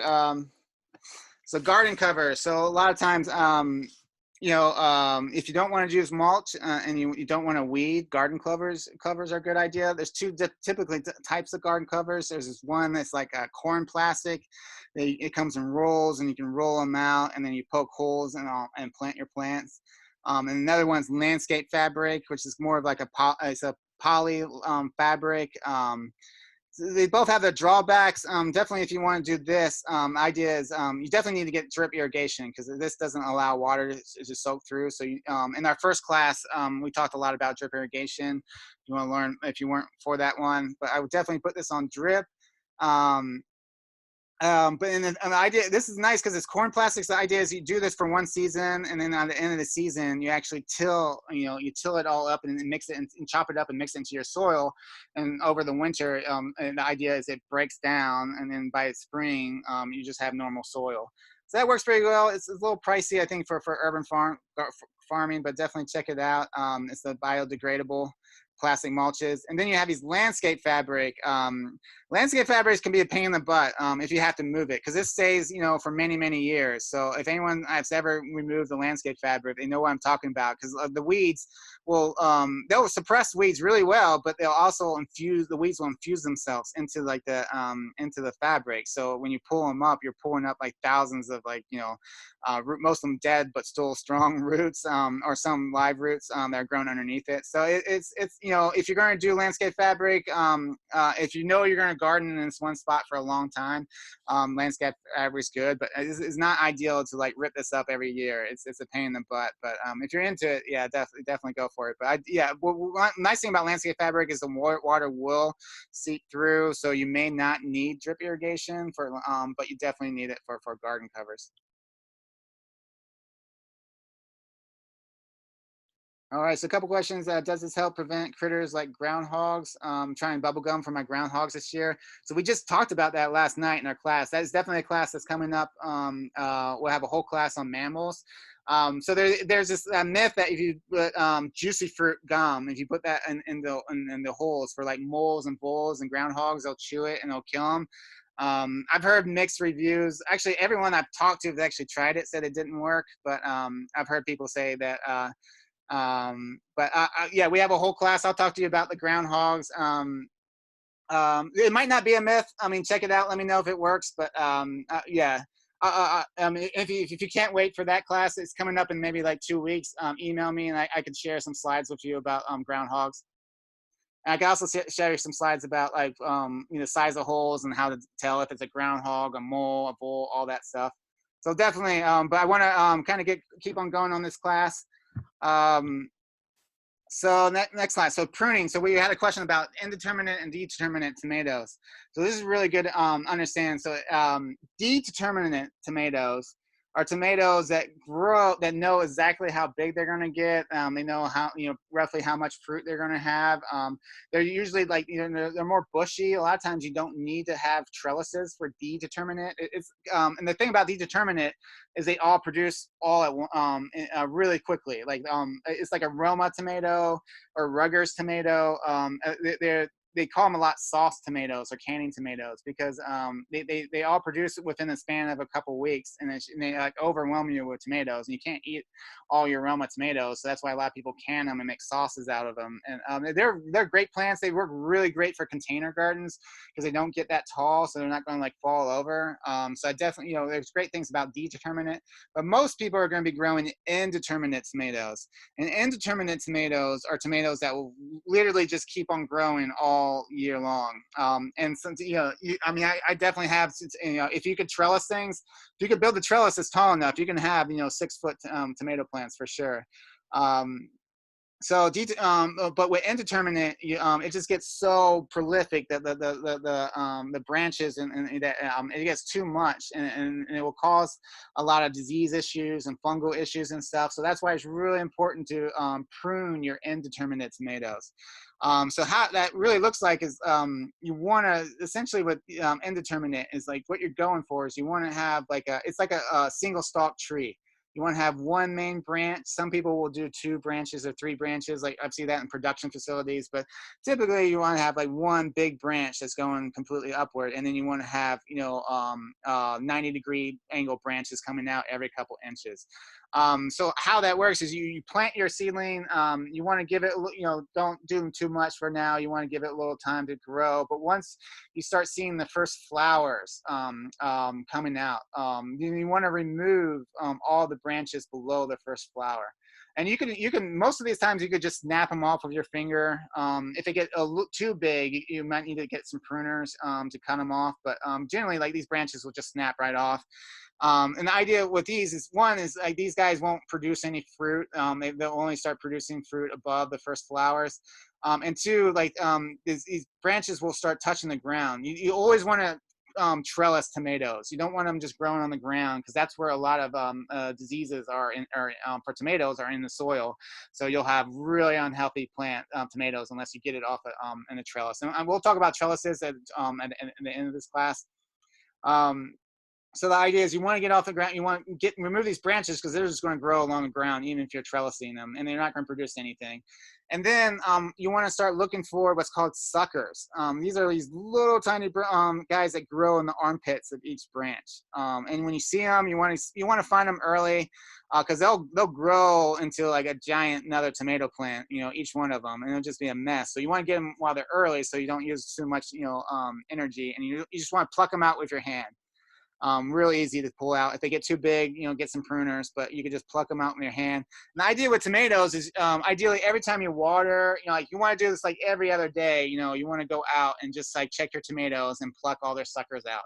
It just takes like 30 seconds, but it's really going to produce a lot of healthy tomatoes, because the idea is like you allow a lot more sunlight. We'll talk more about this in the disease class, but one of the biggest parts, if you want, the best thing you could do for plants with diseases is just open it up more and allow more sunlight to come in, because that sunlight is going to dry up any fungal issues and all that stuff. It's going to produce healthier fruits. So you just want to, you want to kind of get the suckers out.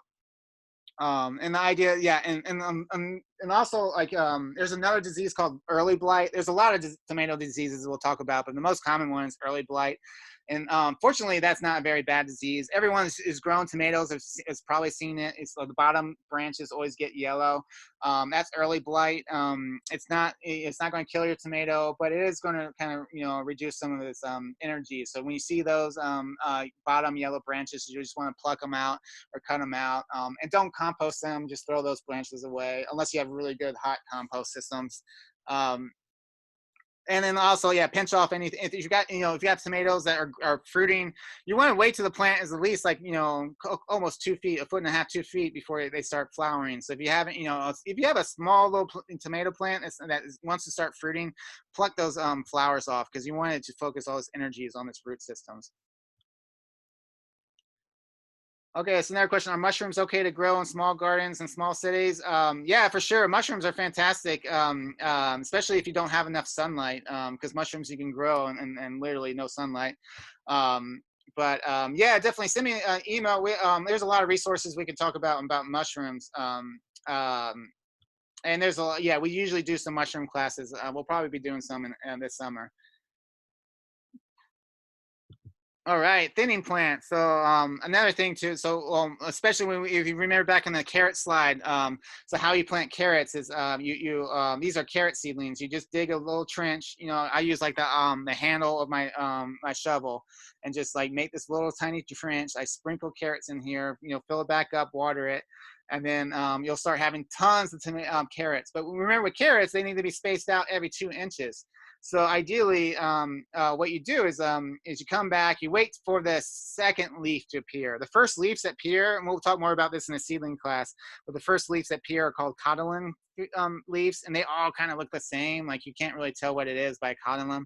And then the second leaf, which is called the first true leaf, is when you start seeing, well, the carrot leaf, or the collard leaf, or the leaf that actually looks like its plant. So at that time, when you see these leaves, you can tell that the plant is pretty much established. So then you want to come in and just with some scissors and just thin out. It's tough. You got to cut out like 90% of your carrots, but you want to thin them out so until you have a healthy carrot stem every 2 inches. Some people, just hate doing so much thinning. So what you could do is you could treat them as microgreens, like beet tops. Beet tops are super delicious. Very nutrient rich, have a lot of iron in them. So a lot of people will slowly they'll cut out just a little bit every day, and then they'll add them in their salads. So they'll slowly eat beet greens, for a span of like a week or two every day, and then that's going slowly to the point where eventually you have a beet that's spaced out every 2 inches. And you can, if you're really delicate, if you want to get like a knife or spoon, you can actually transplant these guys elsewhere. It's just a lot of work.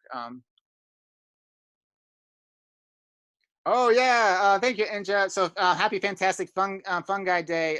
If you don't know, there's this really great movie. Oh, I haven't seen it yet. I assume it's really great, but it's called Fantastic Fungi. If you Google it on Facebook, they're showing the movie for free tonight. So check that out. If anyone can find that link, if you want to post that, but. Yeah, is it officially Fungi Day, or is that just the movie? I'm not sure.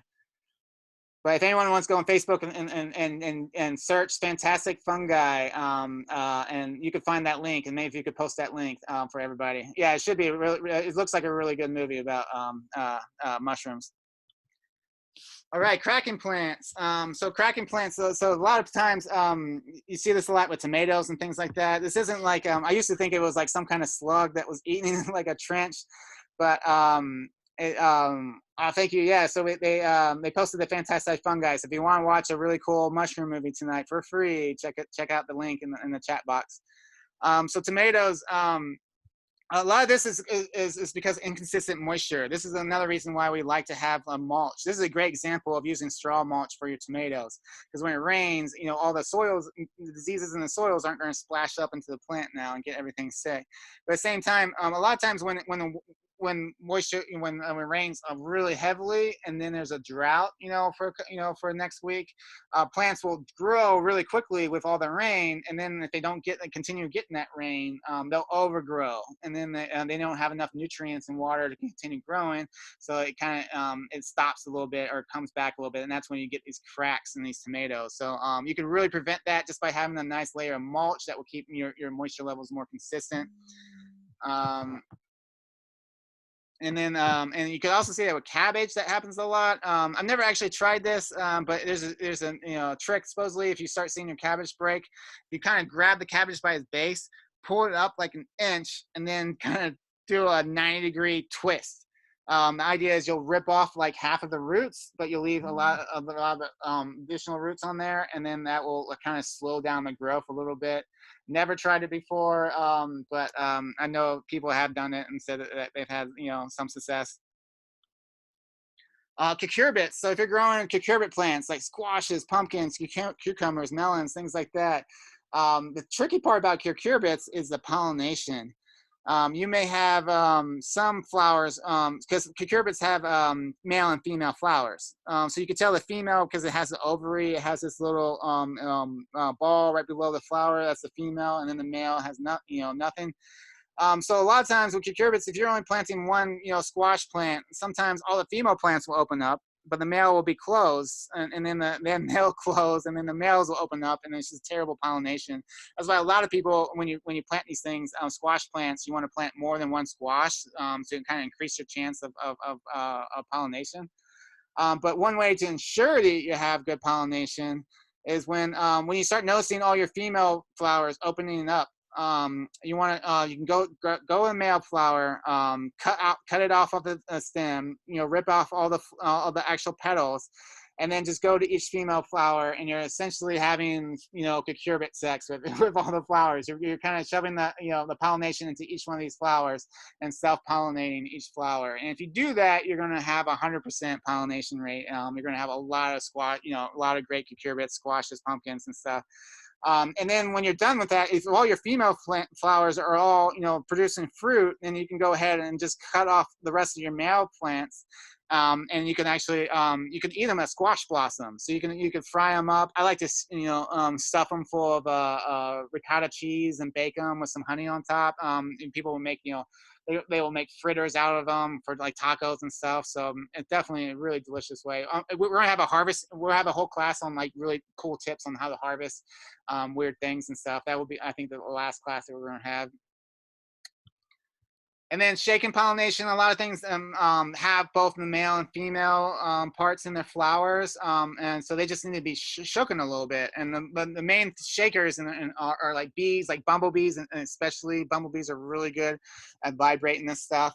But sometimes you need, if you you need to give them a little assistance. Sometimes for your tomato plants, if you want to just like grab each flower and just give it a little shake. I know some people have a lot of success with the sonic toothbrushes. They'll vibrate each one of their flowers with that, and that will ensure everything gets pollinated. I don't think it's really necessary. I think a lot of times nature will figure out how to do it, but just in case you're worried, you can add help it out a little bit.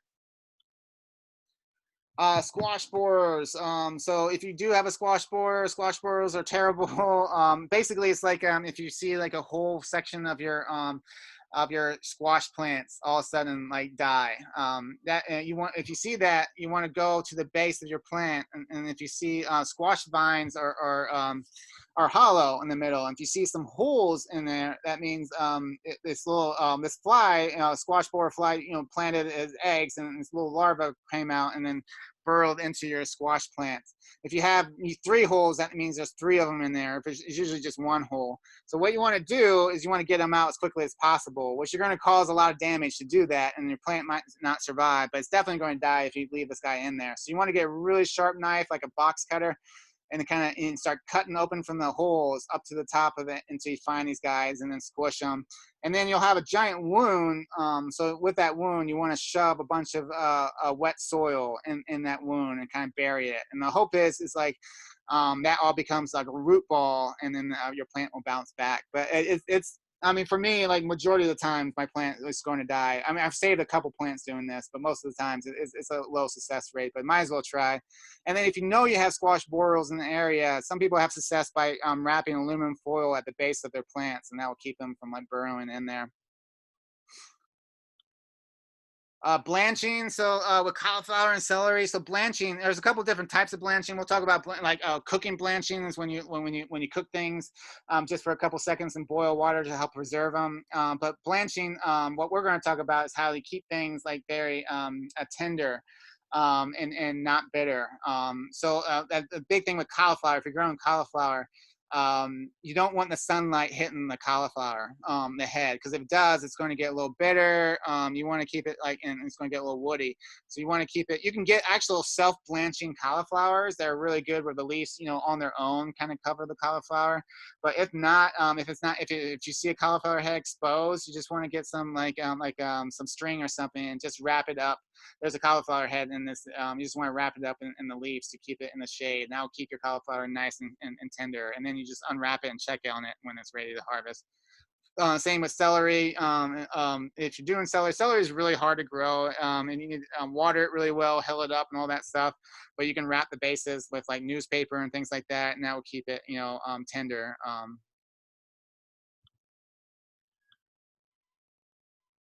And then blossom end rot. So this is something we were talking about. One of the reasons why we want to mulch, because the blossom end rots is basically a calcium deficiency, but it will end up, your fruit will have these little rotting spots. They're still good to eat. They won't preserve as long. You want to eat them in the day or next couple of days. If you have that, it's still fine. There's nothing wrong with it. It's not a disease. It's not going to kill your plant. But it's just, but one way it's just a calcium deficiency. And a lot of times, your soil has calcium. It's just it has trouble absorbing that calcium when when there's like inconsistent moisture levels. I don't understand the science. I just know that's how it is. So the best thing to do is just mulch your garden, keep your water, moisture levels consistent, and that's going to allow your plants to absorb that calcium. But in the meantime, if you want to do some injections of calcium, a really great way is eggshells. I would definitely recommend like eggshells. If you're not composting them, just mix them into your garden. They'll slowly break down. They leach out a lot of calcium. If you want to do an injection of calcium, you could steep eggshells in a cup of water overnight, and then pour that into a watering can, and then water your garden. You can also do things like baking soda, bone meal, Epsom salt. Epsom salt is a fantastic thing. I use the Epsom salt a lot for transplanting. It's got a lot of magnesium, and magnesium really helps with the transplant shock. It helps plants readjust quickly to their new garden environment. So Epsom salt, whenever I'm in planting new plants, I'll pour a bunch of Epsom salt into a water container and then water my new plants, and that will help them kind of balance out. But it does have some calcium too. Um, Definitely. Yeah. Chlorosis. We're going to talk more about this with the disease class on chlorosis. But chlorosis is mainly whenever you start having yellowing of your plants, and there could be like literally like dozens of different reasons why your plants have yellow on it. And we'll talk a lot more about this during the disease classes, talking about nutrient deficiencies. But if you want to investigate, there's a good list of like starting points. If you start seeing some yellow in your plants, you want to figure out what it is. The first things is just look at your physical areas. Like, are people walking in your garden? Have you compacted your garden to the point that your roots are not surviving? So you definitely want to check that out. You want to check, are overwatering, underwatering. We talked a lot about overwatering in the last class, the importance of like, checking the moisture of the soil before you water. Have your plants been damaged, somehow? Has there been, like a dog that ran through it or something? And then like, have you done a soil test? If you don't want to do a lab test, you can get these kits, these little easy kits, pH kits at nurseries, and that will help you kind of test that out. You may have a pathogen or pest, so look for, different kinds of pests, or if it's a tomato plant, it might be a blight or disease, which we'll talk more about. Contamination, if you had some runoff, someone spilled a gas can or something, that could do it. But then there's a whole bunch of different kinds of nutrient deficiencies. Like, again, this is like, you can go on the rabbit hole with this stuff. Again, like, yeah, a lot of times I wouldn't worry too much about it, but you do want to investigate it. Like if the plants are, if it's new growth that's yellowing, it might be an iron issue, and you can actually get some powder iron that you can mix in water and like iron and add iron to your soil. Or if it's the bottom old plants, it might be nitrogen or magnesium or something like that. These are like the nutrient deficiencies. Like so we talked about the last class, the NPK are the macronutrients, and then you have all kinds of micronutrients like calcium and magnesium and things like that. So but these are definitely some signs of chlorosis. Like again, if your bottom leaves, your big old leaves are turning yellow, you might need more nitrogen. So add top dress with some composting. Add this. We talked about this. This is my go-to for because I don't want to figure out like oh, do I need to add calcium? Do I need to add something such and such? I just use this fertilizer. It's organic Neptune's Harvest. It's a mixture of fish fertilizer, which is the NPK in your macro, and seaweed, which is a bunch of micronutrients. And you just pour a little bit into a watering can, mix that up and water it. And I water it. I fertilize like once a season. Just one watering can, just fertilize everything. I really recommend not to over fertilize, because you'll start accumulating salts. I wouldn't do more than like once a month at the most. Maybe I would recommend once a season, because and I would use organic stuff. Don't use the micro Miracle-Gro, because it's such high nutrients. It causes a lot of unhealthy growth, and then overgrows the root systems, and then that's and it becomes unhealthy, and that's a vector for plants and diseases. Also, yeah, phosphorus. If you got purple going on, you might need some phosphorus. There's bone meal and stuff that you can add, or if you have these like crazy looking colors, that could be a potassium deficiency. So that's why I put these slides up. And like I said, it's tough. You could try to investigate to figure it out, or like I said, just get some general fertilizer like Neptune's Harvest and just fertilize everything just to be safe. So someone's asking, does it matter if the eggshell is raw or cooked? Yeah, so the eggshells, it's a good practice to kind of wash the eggshells. Like, you don't want to put a bunch of yolk in your garden. Like your biology and your soil will break it all down eventually, but I would definitely recommend just washing them. If you're cooked, I imagine the calcium's still in there, even if if you're boiled a bunch of eggs, I'm pretty sure the calcium still stays in there, so it should be good either way. Okay, so last part, I think we're going to talk about, we might get done by one, but if not, I'm going, because this is being a recording, I'm going to continue to I'm going to go until the class is done, but feel free. It's like 5 till 1 if you need to jump up for 1. But I believe this is the last section. We're just going to talk about trellises. So trellis, you want to get as many things as possible off the ground. One, to avoid diseases and stuff, you know, and also to just free up a lot of space. Like if you're growing like a watermelon plant, I mean, those things could be like literally like, you know, 20 feet by 20 feet. I mean, it's gonna take up a huge space, but if you can get that off the ground and get it trellised, and then it's only going to take a small amount of space, and you can actually fit a lot more stuff. So there's certain things that climb on their own. Like all you need to do is just put like a some kind of structure underneath it, and they'll climb, like peas and beans. That's why a lot of people will make teepees out of bamboo, tie it to the top, tie the bamboo on top, and then spread out the, you know, the bottoms as a teepee, and they'll plant peas and beans on the bottom. And those things, I mean, they come up and they just start like circling in the air, and until they grab something, and they'll keep on growing. Like cucumbers and melons and squashes, those things all grow, you know, they'll grab hold of whatever. Like this is called a squash netting. This is what you do for squash. You know, if you want to like trellis squashes, you build some kind of a structure that can hold it, and then you can buy the netting, and they'll climb and they'll grab hold of that and just keep on climbing. But then there's some things that you need to actually give it some help, because they like trellises, but they can't actually grab onto the trellis themselves. And that's where, you know, we look at like tomatoes and pumpkins. Tomatoes especially, they need some help, and you could use any kind of tie that you want, zip ties and stuff like that. But I use this Velcro tie because it's reusable and it's really easy to use. But the main thing is you don't want to tie it super tight. You want to give it some kind of space. If you tie it too tight, it's going to restrict its growth and it's going to start choking the cambium. So you want to, you know, give it some, tie it loosely, and then let it, you know, start climbing up on its own. But trellises, there's all different kinds of trellises that you can use. You can buy these nice little tomato cages for like $5 at nurseries. They're nice, but the problem is they're usually only like 4 feet tall, and a lot of these indeterminate tomatoes are going to get like 6 feet or so. So if you want to actually get some height to your tomatoes, you can create your own tomato cages. And I really a really great material to create them is it's called concrete remesh. So if you go to like Home Depot or some warehouse or hardware store, if you go to the aisle, the concrete aisle, they'll have these remesh. Sometimes they'll be in big bundles, but usually they're in sheets. And they're used, a lot of people will use them when they're building like structures out of concrete. They'll let them set in concrete to add, you know, kind of structure. But they're perfect for like, you can actually bend them into circles, and you can create these really tall tomato cages. That's the thing about when you're creating your own tomato cages, you want to always make sure you can actually fit your hand in the holes. Like a lot of people will use, I've seen people make a cattle fencing.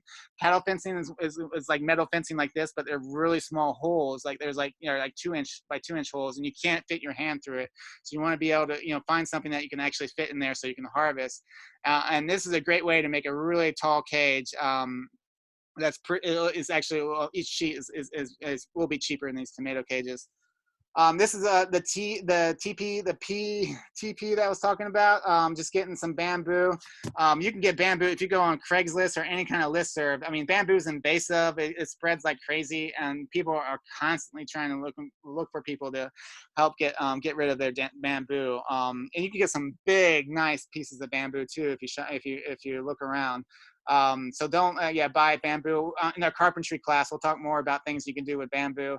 But it's nice that, you just tie a bunch of bamboo together at the top. You spread out the bottom. You can get a string and wrap it around with a string, but it'll climb even without the string. Some people will make little enclosures like where their kids can play in the middle, and the bamboo and the peas will climb up and provide like a little hideout kind of area. But this is really great for beans and peas.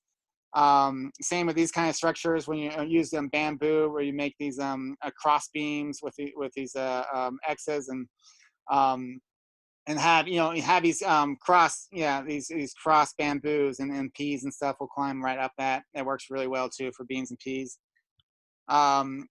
So like tomato cages, there's a lot of different ways you can trellis tomatoes. If you just get a piece of bamboo and just stick it right behind that tomato, and get it really well into the ground, you could just tie the main stalk to that tomato and have it climb up.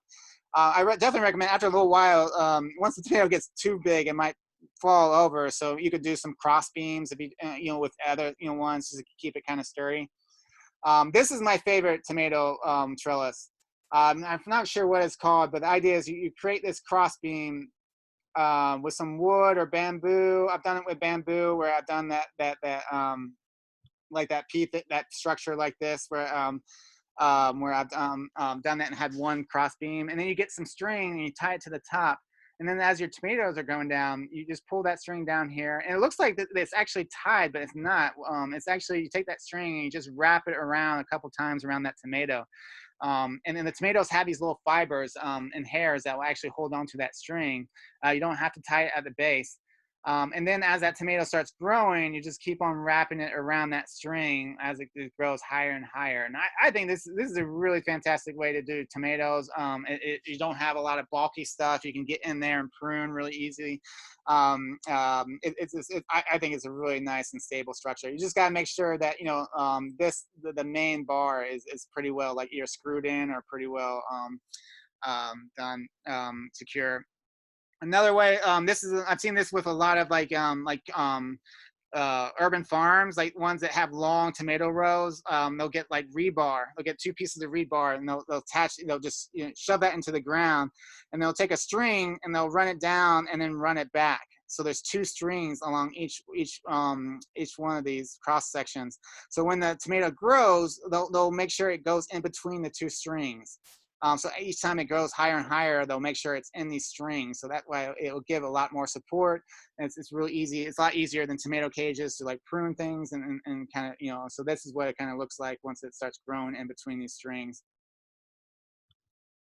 And then trellising heavier crops, so this is a good idea. Definitely like your big winter squashes and melons and stuff that just take up so much space. You can get those off the ground. It's fantastic. You just got to build, somewhat strong structure for a lot of these things. Like having some, this is that squash netting, having some kind of metal cross beam bars that you can order online at like Johnny's Seed Select or someplace. Having like the concrete, remesh bars, they're going to grow, their melons over a walkway, which is really cool. This is really like having a pergola, and you have you grow get some kind of trellis to get that your squash plant up into the top of the pergola, and then as they start hanging them, you give them nettings and stuff, or I think a lot of these are like pantyhoses or something that just kind of keep them support, because a lot of the fruits like the melons and stuff, they'll get so heavy that if they're off the ground, they may actually eventually snap off before they're ready. So you might want to give them little hammocks or some kind of rest, nettings, pantyhose, things like that will give them some kind of support. So and that's for big fruit. Smaller fruit, it's not going to be that big of a deal, like squashes and stuff. Hardly ever fall off on their own before they're ready.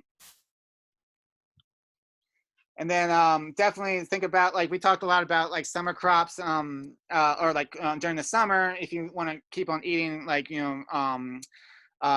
lettuces and things like that, to build shade structures. We're going to talk about, on our carpentry class, we're going to talk about how to make metal hoops and stuff like that. But having some kind of netting that you don't want to these are if you want to grow lettuces and stuff throughout the summer, you can provide them a little bit of shade, and that will keep them cool. You want to water them pretty heavily. And you can keep on harvesting lettuce. You can buy these netting structures, or buy in the net. You want to look for nets that give 30 to 50% shade. They allow some sunlight to get in, so they're still getting chlorophyll, but they're not overheating. And again, you can do that the same with intercropping and things like that. That's a big thing if people are interested in Brussels sprouts. I was trying to figure out forever how to do Brussels sprouts in DC, because Brussels sprouts really don't like it when they get in the summer. They're a cool weather crop. You got to grow them in the spring, but they take they take 4 months to harvest. So it's, and we only have a 2 to 3 month spring. So I've been finally figured it out. Someone showed me how to do it. It's you start it in the spring, you get them growing, and then in the summer you give them some kind of shade structure to shade them. Water them really heavily in the summer, and then by the fall you can harvest them, and they'll be really happy plants by the fall. So I've definitely seen that with like other people with like, I've seen kale plants that are started in the spring and they were given some kind of shade over the summer, and then they were like basically mini palm trees, you know, like I've seen kale plants like 4 or 5 feet tall, as long as you give them a little bit of shade over the summer, so they don't, you know, overheat. And then row covers, we're gonna talk a lot about season extension and how to build these low tunnels and stuff during our carpentry class. But and we're gonna talk about like more about, you know, bugs and stuff during our pest disease class. But row covers is a great option there's a thing called floating row covers where you have like, you know, seeds that are growing up. You can just throw some row cover over and weigh it down with rocks. Row covers are called rayme or agribon. They're these like cloths that allow sunlight to get in and water, but at the same time will keep things protected for pests, or will keep, you know, things a little bit warmer in the winter. And you can also, this is called a low tunnel, where you can actually build the hoops and then throw that over there. And that's really great if you know you have a really bad pest problems. You can build these structures, and when you plant them, you can immediately build them up, and that way it allows them to, you know, actually grow up before gives them a chance. This is a really great way to keep pests away. And we'll talk more about this during the pest class, for sure. All right, and so I'm going to end this with a list of books if you want to learn more about like different techniques to growing. There's a really great list of books. If you haven't checked it out already, the Doug Network has a great, it's a DC Urban Garden Network. It's got tons of resources for urban ag and food security in the area. And that's where we have a whole page where we're going to be posting the recordings of these classes. But yeah, that's basically, so our first class was about building gardens. This was about tips on how to maintenance tips and things like that. And our next class, next Tuesday, is going to be about garden calendars. So now we're going to take all that information we talked about, and we're going to lay it out and talk about what we do each month, you know, and how does that all actually work out in a sequence. Cool, but thank you all so much. I'm going to stick around. If you want to ask some more questions, feel free to, you can unmute yourself. Yeah, the slides, I'll repost the link to the slides in a second. All the slides are up on a Google Doc right now.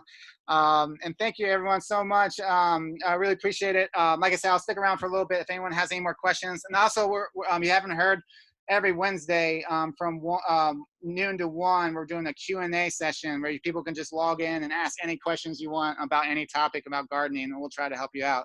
But thank you all so much. I really appreciate it. And I'll try to post that. That link again.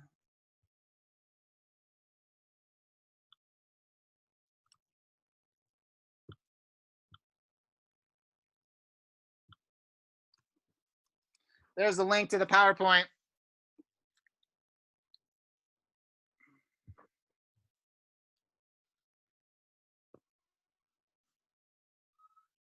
Okay, and the QA session link, just a second, I'll pull that up.